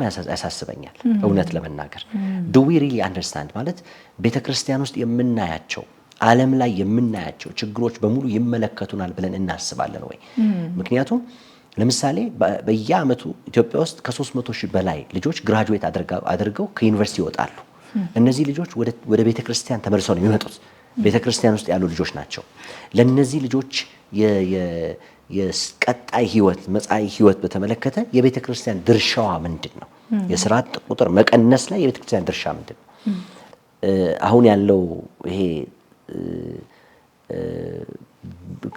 ከልክ ያለፈ ስግብግብነት ዓለም ውስጥ ብቻም ሳይሆን ቤተክርስቲያን ውስጥ በስፋት ነው የመጣው እንደውም ጭራሽ በእንዲህ አይነቱ ማህበረሰብ በችግሩ ላይ የሚያተርፉ ማለት ነው በእኔ ቸርች ፕረነርስ ላቸዋለሁኝ ልክ እንደ አንትረፕረነርስ እንደብላቸው ቸርች ፕረነርስ የሚባሉ አይነት ሰዎች አሉ ቤተክርስቲያን ከፍተው ስራ በሌላቸው ሰዎች ላይ ኑና መንፈሳዊ ብልጽግናን ወይም ቁሳዊ ብልጽግናን ታገኛላችሁ ብሎ የነሱን ህይወት የነሱን ችግር ማትረፊያ የሚያደርጉ አገልጋዮች የበዙበት ዘመን ይሄ በጣም አሳዛኝ ክስተት ነው ለመፍትሄ የተጠራ ሰው ለተጽዕኖ የተጠራ ሰው እንደውም በሌሎች ችግር ላይ የሚያተርፍ ፕሮፊተር ስንሆን ሁለት ጥፋት ነው ሁለት ስህተት ነው ብያምናለሁ ግን እንደው በአግባቡ እንኳን ራሱ መስራት ያለብን በጣም ብዙ ስራ እንዳለ ይሰማኛል ስለዚህ ምንድነው ማድረግ ያለብን ቤተክርስቲያን ይሄንን ማዕከል ያደረገ ስልጠናዎች ማዘጋጀት አለባት ለወጣቶች ማዘጋጀት አለባት በተለያየ ደረጃ ላሉ ባለሙያዎች ሰራተኞች ማዘጋጀት አለባት ለነጋዴዎች ማዘጋጀት አለባት አንደኛ እግዚአብሔር የሰጣቸው ሀብት እግዚአብሔር የሰጣቸው ሙያ እግዚአብሔርን የሚያገለግሉበት መንገድ እንደሆነ ወይም ሚሽን ፊልዳቸው እንደሆነ በደንብ ማስተማር ማስታጠቅ አለባት ሁለተኛ ደግሞ እነሱ ደግሞ ለማህበረሰብ ለሀገር ለትውልድ ደግሞ መፍትሄ እንዲያመጡ እነሱን ኢምፓወር የማድረግ ስራ መስራት አለባት ከዛ ባለፈ ደግሞ ራሷ ቤተክርስቲያን ደግሞ ሞዴል መሆን አለባት ራሷ ቤተክርስቲያን ቀድማ ለትውልድ ደግሞ ምሳሌ መሆን አለባት ትውልዱ በስንፍና ውስጥ ተደብቆ የሚኖር መንፈሳዊ በሚመስል ነገር ተደብቆ የሚኖር እንዳይሆን ስለ ስራ ትጋት ማስተማር አለባት መንፈሳዊ ረሃብ በትውልድ ውስጥ እንዲኖር በጣም ያስፈልጋል የእግዚአብሔር ነገር ከመጣ እግዚአብሔር መንፈሱን በመካከላችን ካደረገ አንድ ቀን አይደለም 7 ቀን በጸሎት 7 ቀን በአምልኮ ብንቆይ ምንም ማለት አይደለም ግን በሆነ ባልሆነው ሰዎችን ከስራ በሚያስቀር ከስራ በሚያስወጣ አይነት መንገድ በየቦታው እንዲህ አይነት አካሄዶችን መፍጠር ተገቢ አይደለም ሰዎች ለስራ ቦታቸው ታማኝ በመሆን እግዚአብሔርን ማገልገል እንዳለባቸው ማሳየት አለብን ብያምናለሁ መቼም አንቺም ትረጅኛለሽ ሪቫይቫል ሲመጣ የእግዚአብሔር ክብር ሲመጣ ትውልድ ሲነካ አንድ ቀን አይደለም ወራቶች ቤተክርስቲያን አገልግሎት ሊኖራት ይችላል ይሄ የቤተክርስቲያንም ታሪክ ያሳያል ግን በጣም በሆነው ነገር ውስጥ ደግሞ ሰዎችን በዚህ መልኩ ሰነፍ እንዲሆኑ ፕሮሞት ማድረግ አለብን ብዬ ደግሞ አላምንም። እና ጥሩ ፖይንት ነው ያነሳሽው፣ በደንብ አስፈላጊ ነው። አንድ ጥናት አድርጋችሁ እንደነበረ ስትናገር ሰምቼ ነበርና ቤተክርስቲያን ሰዎችን ለስራ የማብቃት ወይም ደግሞ ለፕሮፌሽናቸው ለቢዝነሱ ዓለም የማነቃቃት አይነት ነገር ላይ ፑልፒቶቿ ምን ያህል የተሰጡ ናቸው? ብዙ ፕሮፌሽናልስ ብዙ የቢዝነስ ሰዎች እንዳሏት አስባ እነሱን አድሬስ የሚያደርግ እነሱን የሚያበቃ እነሱን የሚመለከት ነገር ታደርጋለች ወይ የሚል ጥናት አድርገን ነበር ብለህ የተናገርከው ነገር በጣም ኢንተረስቲንግ ሆኖ አግኝቼዋለሁኝና ይህንን ፕሮግራም የተከታተለው ያሉ መሪዎችም ሊኖሩ ይችላሉ ወይንም ደግሞ ወጣቶች ላይ የሚሰሩ በእንደዚህ አይነት አቅጣጫ ትምህርት ዝግጅት ላይ የሚያገለግሉ ሰዎች ይኖራሉና ይሄ ይጠቅማል ብዬ ስላሰብኩ ስላካፍለ። ለነገሩ ጉዳዩ እኛ በምንሰራበት ኤሪያ ላይ ብቻ ሳይሆን በብዙ ኤሪያዎች ላይ ሲጠቀስ እሰማለሁ። ይሄ ነገር ቤተክርስቲያን መድረኮቿ ሆን ብሎነት ይጎድለዋል ወይም ኢንቴንሽናሊቲ ይጎድለዋል ይባላል። ምን ማለት ነው ኢንቴንሽናሊቲ ሲባል? የቤተክርስቲያን መድረክ በሳምንት አንድ ቀን ወይም ሁለት ቀን ቅዱሳን መጥተው የሚገለገሉበት ከዛ በኋላ ባለው የምትሰበሰበው ቤተክርስቲያን ለምትበተነው ቤተክርስቲያን መሰረት ነች። ስለዚህ ስንበተን የምንኖረው ኑሮ ስንሰበሰብ የተሰራውን ነው የሚመስለው ብዬ ነው ማምነው እኔ። በሌላ አነጋገር ከሰኞ እስከ ቅዳሜያችን እሁዳችንን ነው የሚመስለው፣ እሁድ የተሰራውን ነው የሚመስለው። ስለዚህ በብዙ ጉዳዮች ላይ ቤተክርስቲያን ራሷን መፈተሽ ይኖርባታል ብዬ በጣም አምናለሁ። ምን ማለት መሰለሽ? ለምሳሌ ኢትዮጵያ ውስጥ አሁን በጣም ሙስና has become a very very big issue፣ ትልቅ ጉዳይ ነው በኢትዮጵያ ውስጥ። ምክንያቱም ሁሉም ሰው በየቤቱ እንደ ግለሰብ እንደ ቤተሰብ እንደ ሀገር ምናማረርበት ጉዳይ ነው። መንግስትም ራሱ እኔ ሙስና በራሱ በግልጽ የሚደረግ ነገር ስላልሆነ በድብቅ የሚደረግ ነገር ስለሆነ ሰጪና ተቀባይ በሚያደርጉት ድርድር ውስጥ በጣም ጥልቅ የሆነ ሚስጥራዊ አካሄድ ስላለ ትሬስ ለማድረግ ይቸግረኛል፣ እናንተ ካልጠቆማችሁኝ የምትሰጡት ሰዎች ካላቆማችሁ እያለ ብዙ ጊዜ ኮምፕሌን ያደርጋል። በራሱ መታየት ያለባቸው ነገሮች እንዳሉ ሆነው ግን እኔ ሼር የማደርገው ነገር አለ እና ቤተክርስቲያን ከዚህ ውስጥ አንድ አካል ነች። ያው ሁሉንም ባትወክልም እኛ ለምሳሌ የወንጌላውያን አማኞች ቤተክርስቲያን ብንወስድ 25% ነን እንላለን አይደለም? ስለዚህ የችግሩም 25% እኛ ጋር ነው ያለው። ቁጥሩን ብቻ ክሌም ማድረግ አያስፈልግም። ችግሩም 20 በፐርሰንቴጅ እኛ ጋር አለ። ስለዚህ ይሄን ችግር ስንመለከት ምን ያክል መድረኮቻችን በዚህ አቅጣጫ ላይ የተቃኙ ናቸው? ይሄንን ምክንያቱም ተቀባዮቹ ወይ ሰጪዎቹ ቸርች ውስጥ አሉ አይደለም? ስለዚህ ምን ያክል በዚህ ጉዳይ ላይ ይሰበካል፣ ምን ያክል በዚህ ጉዳይ ላይ ትምህርት ይሰጣል የሚለውን ነገር ስንፈትለ ቤዝ አድርገን እኛ ዝም ብለን ሳምፕል ነገር ሰራን እና ምንድነው የሰራነው ነገር? እኔ 100 ሰዎችን በጣም ሲምፕል የሆነ ኢንተርቪው ነው እና ሳምፕል ወስደን እና 73% የሚያክሉት ባለፈው አንድ አመት ስራቸውን በሚመለከት ሙያቸውን በሚመለከት ተግባራዊ ክርስትና ምንለውን ማንነት በተመለከተ ከቤተ ክርስቲያን ምንም አይነት ስብከት ትምህርት ወይም አገልግሎት እንዳልተሰጣቸው ይናገራሉ። ይሄ ማለት የቤተ ክርስቲያን መድረኮች ኢንቴንሽናሊቲ ወይም ሆን ብሎነት ይጎላቸዋል። አሁንም በልማድ አሁንም በመሰለኝ ያው ታውቂያለሽ መድረኮቻችን በልቤ የሞላው ዛሬ እግዚአብሔር እንዳገለግል የሰጠኝን በሚል ነው የምናደርገው። ክፋት የለውም። ያ ዘመን ግን አልፏል። አሁን ኢንቴንሽናል ዲሳይፕልሺፕ ያስፈልገናል። በብዙ ጉዳዮች ላይ 52 ሳምንት ካለ መድረኮቻችን ላይ አስበን ሆን ብለን በሁለንተናዊ ሆሊስቲክሊ የሰውን ሁለንተና ለመድረስ ቤተክርስቲያን መድረኮቿን መቋቋም። ምክንያቱም መጽሐፍ ቅዱስ ስለሁሉ ይናገራል አይደለም? መጽሐፍ ቅዱስ ለምሳሌ ቆሮንቶስ ላይ ሲናገር ማናቸውንም ነገር የምትበሉትንም የምትጠጡትም ቢሆን ለእግዚአብሔር ክብር አድርጉት ይላል። ይሄ ሙያን ይጨምራል፣ ስራን ይጨምራል፣ ፖለቲካን ይጨምራል፣ አገር መምራትን ይጨምራል፣ ሁሉን ነገር ይጨምራል። ለእግዚአብሔር ክብር ነገሮችን ስለማድረግ አንድ ቀን ዴዲኬት አድርገን ማስተማር አለብን። ይሄን ጉዳይ እኔ በማርኬት ፕሌስ ላይ ስለምሰራ እንጂ በልጆች አገልግሎት ላይ የሚሰሩ ሰዎች ሲናገሩ ሰማለሁ። በተማሪዎች አገልግሎት ላይ የሚሰሩ ሰዎች ሲሰሩ፣ በጋብቻ በሜሬጅ ፋሚሊ ላይ የሚሰሩ ሰዎች ሰማለሁና አንድ የቤተክርስቲያን መሪ እረኛ ከሆነ መሪ ከሆነ ህዝቡን በሁሉም አቅጣጫ ክርስቶስን እንዲመስል እግዚአብሔር በዛ ውስጥ ሊያስተላልፍ ቃሉ ሙሉ ስለሆነ አድረስ ማድረግ አለበት ብዬ አምናለሁና የኛ ሰርቬይ ጥሩ ማሳያ ይሆናል ብዬ አምናለሁ። መቼስ ከክርስቲያናዊ ኑሮ ባሻገር ደግሞ የሁላችንም ዋና ተልኮ ነው ብለን የምናስበው ወንጌልን ለዓለም ሁሉ የማድረስ ተልኮ ታላቁ ተልኮ የምንለው አለና ቅድም ያልከው ነገር በጣም እኔም ልቤን ይገዛኛል። የመጀመሪያዊቱ ቤተክርስቲያን የምትሄድ ቤተክርስቲያን ነበረች የሚለው አንዱ ቤተክርስቲያን የምትሄድበት መንገድ አሁን አንተ የምታነሳቸው ነጥቦች ናቸው ብዬ አስባለሁኝና ይሄን ነገር እንደው ከዚህ አንፃር ማሳየት ቢቻል ለወንጌል አቅም ከመሆኑ አንፃር የእግዚአብሔርን መንግስት ከማስፋት አንፃር ሰዎች በሚሰሩበት በሚሄዱበት ቦታ ሁሉ ይህንን ሀሳብ ይዘው መሄዳቸውና አለመሄዳቸው የሚያመጣውን ነገር ብታሳየን። እንግዲህ በጣም ጥሩ ነገር ይሄንን ንግግር በታላቁ የወንጌል ሰው ቢሊ ግርሃም በተናገሩት ንግግር በጀምር ደስ ይለኛል። እና ቢሊ ግርሃም አንድ ጊዜ ምን አሉ? the workplace አሉ is one of the greatest mission field in the world ይላሉ። and the 21st century evangelism will be through the marketplace ministry ብለው ተናገሩ። ለምንድን ነው በዓለም ላይ 500,000 ሚሽነሪዎች ናቸው ያሉት ወንጌል ላልደረሰባቸው ወይም ወንጌልን ለማያምኑ ሰዎች ሄደው የሚናገሩ። በዓለም ላይ ግን 500 ሚሊዮን ሰዎች አሉ ክርስቲያን ዳግም የተወለዱ የክርስቶስ ኢየሱስ እንደራሴ አምባሳደሮች። እነዚህ ሰዎች ደግሞ በአንድም በሌላም እግዚአብሔር በማርኬት ፕሌስ ላይ ያስቀመጣቸው ሰዎች ናቸው። ስለዚህ ሲምፕሊ በቁጥር ብንወስድ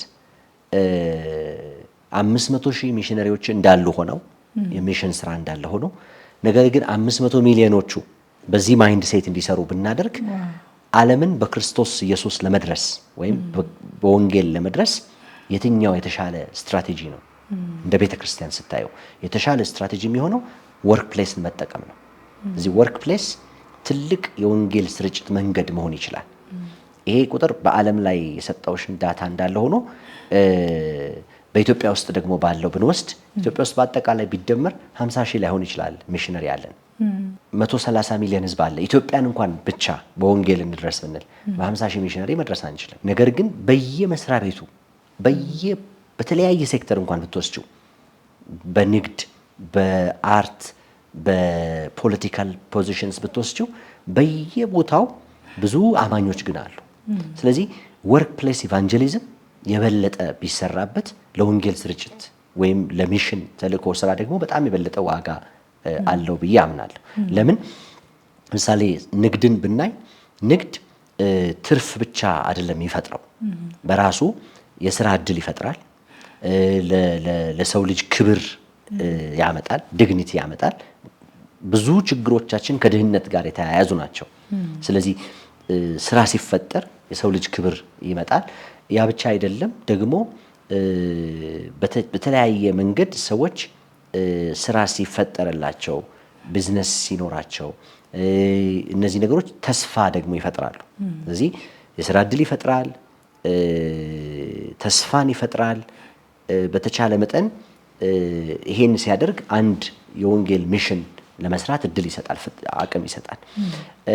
ሌላ አንድ ክርስቲያን ነጋዴ ወይም አንድ ክርስቲያን ማርኬት ፕሌስ ሊደር ነጋዴ እያልኩ ስናገር በቀጥታ ከንግድ ጋር የተገናኘ ስራ ብቻም ሳይሆን በተለያየ ስፍራ እግዚአብሔር በሙያ ያስቀመጣቸው እንደኔ በተለያየ ተቋም ውስጥ በኃላፊነት ያስቀመጣቸው ሰዎች በመንግስት አመራር በመንግስት ኃላፊነት ውስጥ ያሉም ሰዎች ጭምር ቢሆኑ በሺዎች ለሚቆጠሩ ደንበኞቹ አይደለም ደግሞ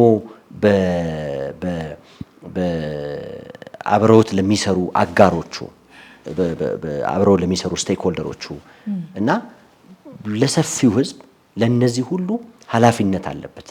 ስለዚህ ለነዚህ ሁሉ ሰዎች የጽድቅን ተጽዕኖ ለመፍጠር እግዚአብሔር ፕላትፎርም ነው የሰጠው፣ እድል ነው የሰጠው፣ መድረክ ነው የሰጠው። ስለዚህ ያንን በአግባቡ ብንጠቀም ጌታን ኢየሱስ ክርስቶስን ለሰዎች ለመናገር እድሉን እናገኛለን።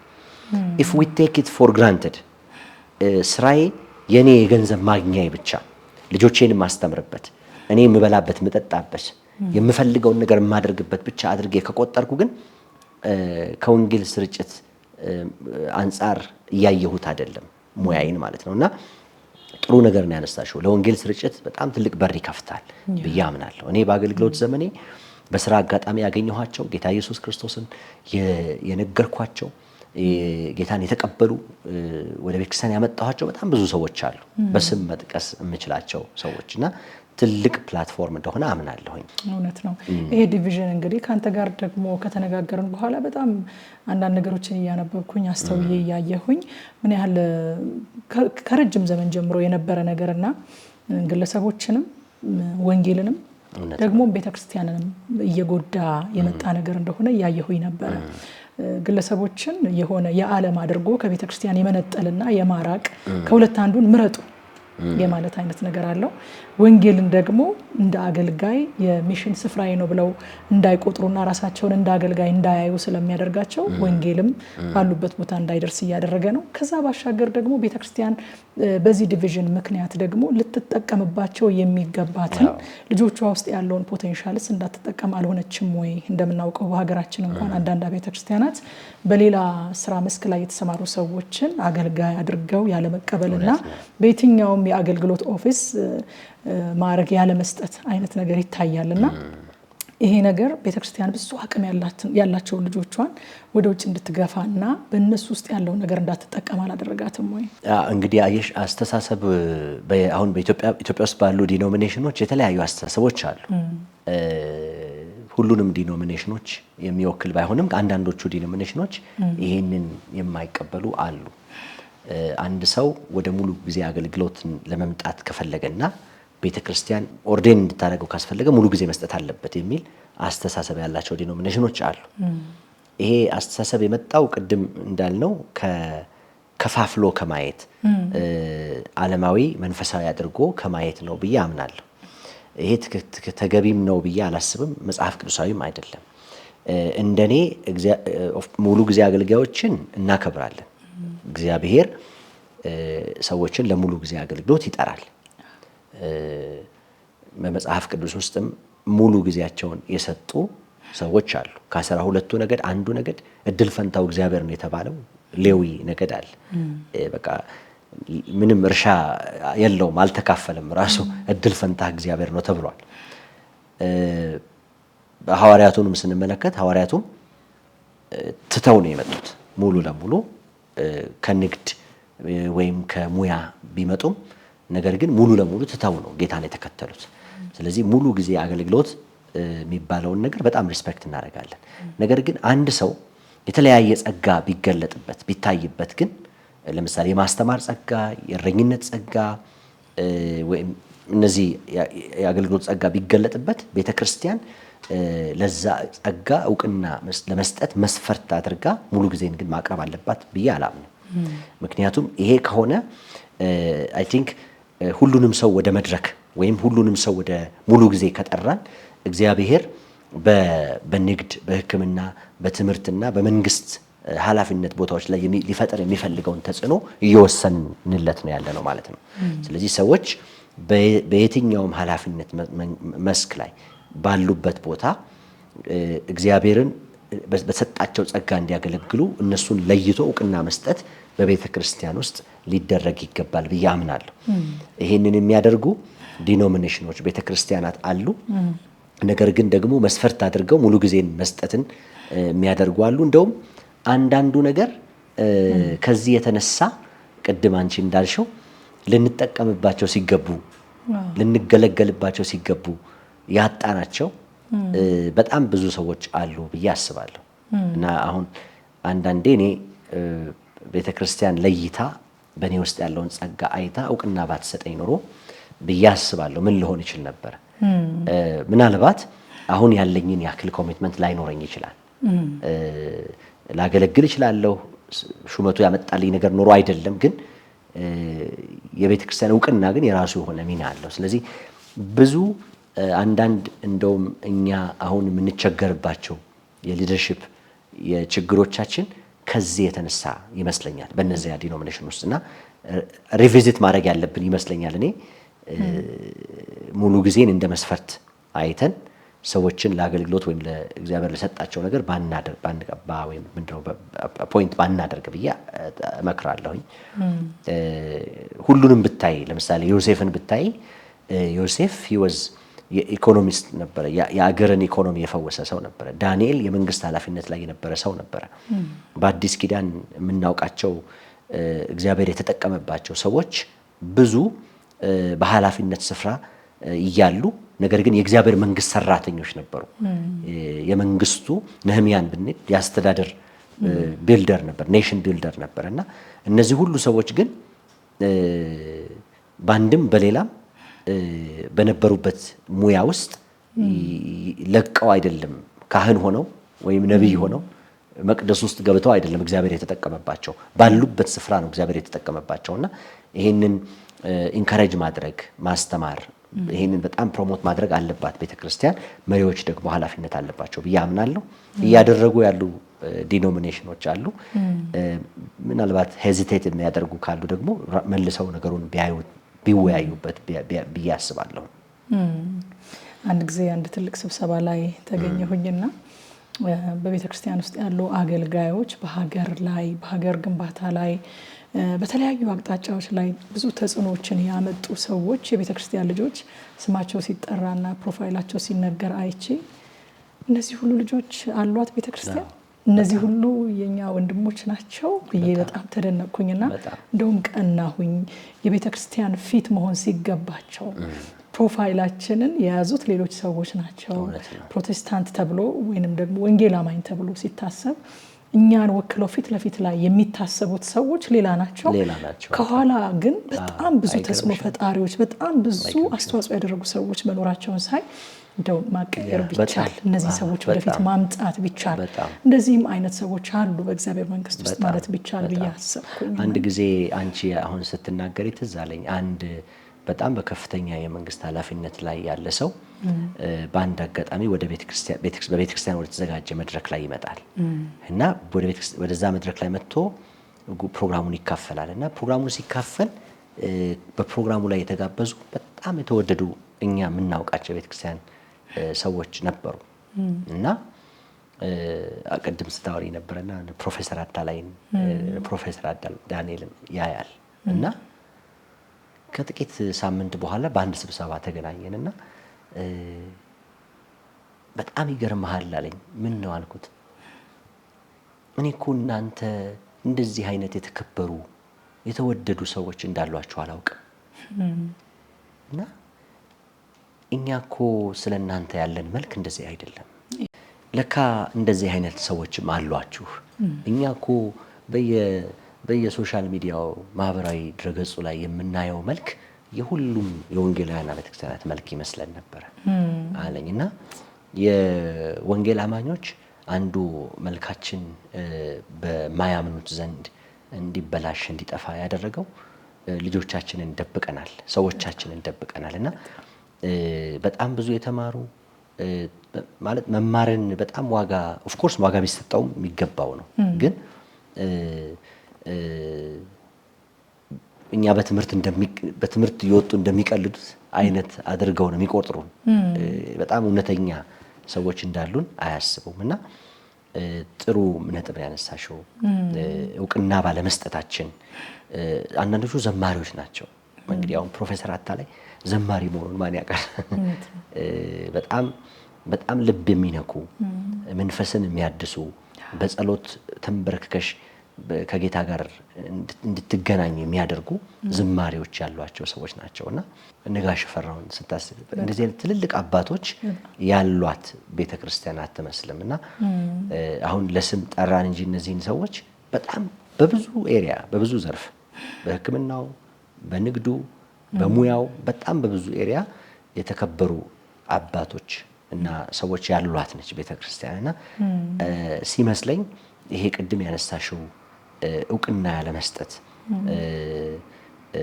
እነሱን ዓለማዊ እነሱን ለዛኛው የሚሰሩ አድርጎ የመቁጠር ነገር ይመስለኛልና አይ ቲንክ ይሄ ማይንድሴት መቀየር አለብን ብዬ አስባለሁኝ። ወጣቶችን ከማበረታታት አንጻር ጥያቄን እየጨረስኩኝ ነው። እሺ አሁን ብዙ ወጣቶች ሲያስቡ ቤተክርስቲያን ውስጥ ሆነውም ሲሰበኩ ለእግዚአብሔር መለየት ራሳቸውን ከርኩሰት መጠበቅ የሚችሉት ከዓለማዊ ነገር ዓለማዊ ተብሎ ከሚጠራው ነገር ከዛ ነገር ራሳቸውን በመለየት እንደሆነ ይነገራቸዋል። ከዛ ግን ድህነቱ ደግሞ ገፍቶ ያስወጣቸዋልና ከዚህ ሁሉ በፊት ግን ትክክለኛ ማይንድ ሴት ይዘው ወጥተው እግዚአብሔርን አክብረው at the same time ደግሞ ለሀገርም የሚጠቅሙ ዜጎች ለራሳቸውም የሚበቁ ቤተሰባቸውንም ራሳቸውንም የሚያስተዳድሩ ወንጌልንም በተለያየ አቅጣጫ የሚያስሮጡ ሰዎች እንዲሆኑ ምን የምትመክረው ነገር አለ? ቅድም አንድ በጣም ጥሩ ነገር አንስተሻል። ይሄ ሞደርን ፕሮቴስታንት ሞናስቲዝም ብለሽ ያነሳሽው ነገርና በጣም እሱ ኢምፖርታንት ነው። መጽሐፍ ቅዱስ ክርስቲያኖች ከማህበረሰብ እንዲርቁ የሚያደርግ ወይም የሚያስተምር መጽሐፍ አይደለም። ይሄ አስተሳሰብ ነው ክርስቲያኖችን ከማህበረሰቡ እንዲርቁ የሚያደርግ አመለካከት ነው ብዬ አስባለሁ። ይሄ ሞደርን ፕሮቴስታንት ሞናስቲዝም የሚባለው ነገርና እዛ ላይ በጣም መሰራት ይኖርበታል ብዬ አምናለሁ። መጽሐፍ ቅዱሳችን በዮሐንስ ወንጌል ምዕራፍ 17 ቁጥር 5 ላይ ሲናገር ከክፉ እንድትጠብቃቸው እንጂ ከዓለም እንድታወጣቸው አልለምንህም ይላል የእግዚአብሔር ቃል ሲናገር። ስለዚህ ክርስቲያኖች ከዓለም እንዲሸሹ ሳይሆን ዓለምን እንዲቀይሩ ተጠርተዋል። ከዓለም እንዲወጡ ሳይሆን ለዓለም መዳን ምክንያት እንዲሆኑ እግዚአብሔር ጠርቷቸዋል ብዬ አምናለሁ። ስለዚህ ኢየሱስ ከዓለም እንድንወጣ ሳይሆን በዓለም ውስጥ እያለን ጨውና ብርሃን እንድንሆን መርጦናል፣ ጠርቶናል። ማንነታችን ልኩ እሱ እንደሆነ በቃሉ ተናግሮናል። ስለዚህ እኔ ይሄንን አስተሳሰብ መቀየር አለብን ብዬ አምናለሁ እና ወደ ዓለም እዛው ቁጥር 18 ላይ ሲናገር ወደ ዓለም እንደላከኝ እኔ ደግሞ ወደ ዓለም ላኳቸው ይላል። ስለዚህ ወደ ዓለም ተልከናል። አሁን ከዓለም እንድንወጣ ሳይሆን በዓለም ሳለን እንድንጠበቅ ነው የእግዚአብሔር ቃል የሚናገረው። ስለዚህ በሌላ አነጋገር ምንድነው ተልኳችን መለየት እንጂ መገለል አይደለም። ይሄንን ማሰብ መቻል አለብን። ከዓለም እንድንለይ የእግዚአብሔር ቃል ይናገራል። አስተሳሰባችን፣ አመለካከታችን፣ አተያያችን ዓለማዊ እንዲሆን ወይም ዓለም በምታይበት መነጽር ስኬትን፣ ስራን፣ ገንዘብን ሁሉ ዓለም በምታይበት መነጽር እንድታይ የእግዚአብሔር ቃል አያስተምረንም። የተለየንን ይሄን ማሰብ ያስፈልጋል። ግን የተገለልን ግን አይደለንም። ስለዚህ we live in the world በዛው ዓለም ውስጥ ነው የምንኖረው። ግን ደግሞ we are different የራሳችን የሆነ አስተሳሰብና አመለካከት ያለን ሰዎች ነን። ታዲያ ከዚህ አንፃር እኔ ማምነው መጽሐፍ ቅዱስ በዚህ አይነት ገዳማዊ አስተሳሰብ ውስጥ እንድንኖር አይደለም ያበረታታል። መጽሐፍ ቅዱስ ኤፌሶን መጽሐፍ ላይ ሲናገር እኛ ፍጥረቱንና እንመላለስበት ዘንድ እግዚአብሔር አስቀድሞ ያዘጋጀውን መልካሙን ስራ ለማድረግ በክርስቶስ ኢየሱስ ተፈጠርን ይላል። ዳግም የተፈጠረው ማንነታችን ራሱ የተወለደው ማንነታችን ራሱ መልካሙን ስራ ለማድረግ ነው የተፈጠረው። ስለዚህ እኛ መልካም ነገር ለማድረግ የተፈጠርን በዓለም ደግሞ ውስጥ የምንኖር ግን ከዓለም የተለየ አስተሳሰብ ያለን ያልተገለልን ከዓለም የሸሸን ሳይሆን ደግሞ በዓለም ውስጥ እያለን የምንጠበቅ ሰዎች እንደሆንን ማሰብ ያስፈልጋል። ለወጣቶች ያለኝ መልእክት እኔ በእግዚአብሔር ታመኑ፣ መንግስቱን አስቀድሙ፣ የእግዚአብሔርን መንግስት ቅድሚያ ስጡ። ይሄ ብቻ አይደለም፣ ደግሞ እግዚአብሔር እናንተን የጠራበትን ስፍራ አታሳንሱ። እግዚአብሔር እናንተን በጠራችሁ በዚያ ስፍራ እግዚአብሔር እንደጠራችሁ እመኑ። እኔን በገበያ ስፍራ በሙያ ስፍራ እግዚአብሔር እንደጠራኝ አምናለሁ። የሙያዬ እግዚአብሔርን የምገልጥበት እግዚአብሔርን የማሳይበት ቅድም እንዳልኩሽ ዲስፕሌይ የማደርግበት ዓለም ክርስቶስን በኔ ሙያ ውስጥ በኔ ስራ ውስጥ እንዲያይ አስቤ ነው የምንቀሳቀሰው። ስለዚህ ሳናሳንስ እግዚአብሔር ጠርቶኛል። በንግድ እግዚአብሔር ጠርቶኛል። በፖለቲካ እግዚአብሔር ጠርቶኛል። በአይቲ በሕክምና በጥብቅና እግዚአብሔር እኔን ጠርቶኛል ብለን ማለት ይኖርብናል። ሌላው ቢሮዎቻችሁ፣ ንግዶቻችሁ ወይም ደግሞ ኩባንያዎቻችሁና ሙያዎቻችሁ የአምልኮ የተልእኮ መድረኮቻችን ናቸው። ስለዚህ we have to consider that እሱን ማሰብ ማመን አለብን ብዬ አምናለሁ። በቅንነት ስሩ፣ በብቃት ተወዳደሩ፣ ኮምፒተንት ሆናችሁ ደግሞም በኢንቴግሪቲ ቀጥተኛ ግልጽ ሆናችሁ ስሩ። በእምነት ተመላለሱ፣ በትህትና ኑሩ። እግዚአብሔር ይባርካችኋል። በእናንተ በኩል አልፎ እግዚአብሔር ትውልድን ሊባርክ፣ በእናንተ በኩል አልፎ እግዚአብሔር ሰዎችን ሊባርክ ጠርቷችኋል። ስለዚህ እግዚአብሔር የሰጣችሁን ነገር ሳትንቁ እግዚአብሔር በሰጣችሁ ነገር በዚያ እግዚአብሔርን ለማገልገል ቆርጣችሁ ተነሱ እላለሁኝ። እኔ ይሄንን አይቻለሁ። እግዚአብሔር በስራዬ እግዚአብሔር በአገልግሎቴ ሰዎችን ሲባርክ ምድርን ሲባርክ አይቻለሁና እግዚአብሔር በዚህ ውስጥ እንደሚያደርግ አምነን እንስራ ብዬ እላለሁኝ። በጣም አመሰግናለሁኝ ፓስተር። እጅግ በጣም የሚጠቅሙ ሀሳቦችን ነው ያካፈልከን። እንደው በአንድ ቀን የሚያልቅ ነገር አይደለም። ምናልባት ደግሞ ወደፊት በሌላ ፕሮግራም ተገናኝተን እንደዚሁ የሌሎችንም ሰዎች ሀሳቦች ይዘን እንደምንነጋገር ተስፋ አደርጋለሁኝ። ዛሬ ስለነበረን ቆይታ በጣም አመሰግናለሁኝ። እግዚአብሔር ያክብርልኝ። ተባረኪ ቲጂዬ። ቴንኪዩ። እኔም አመሰግናለሁ። እግዚአብሔር ይባርክሽ። አሜን። የተወዳችሁ ተመልካቾቻችን በቆይታችን እጅግ በጣም እንደተጠቀማችሁ አምናለሁኝ። እግዚአብሔር እንግዲህ ለምድራችን ለቤተ ክርስቲያን ፈውስን ያመጣል በዚህ ሀሳብ ብዬ በእውነት እግዚአብሔርን በጸጋው ታመነዋለሁኝ። የዛሬ ፕሮግራሜን እዚህ ላይ ያበቃሁኝ። ትዕግስት እጅጉ ነበርኩኝ። መልካም ሳምንት።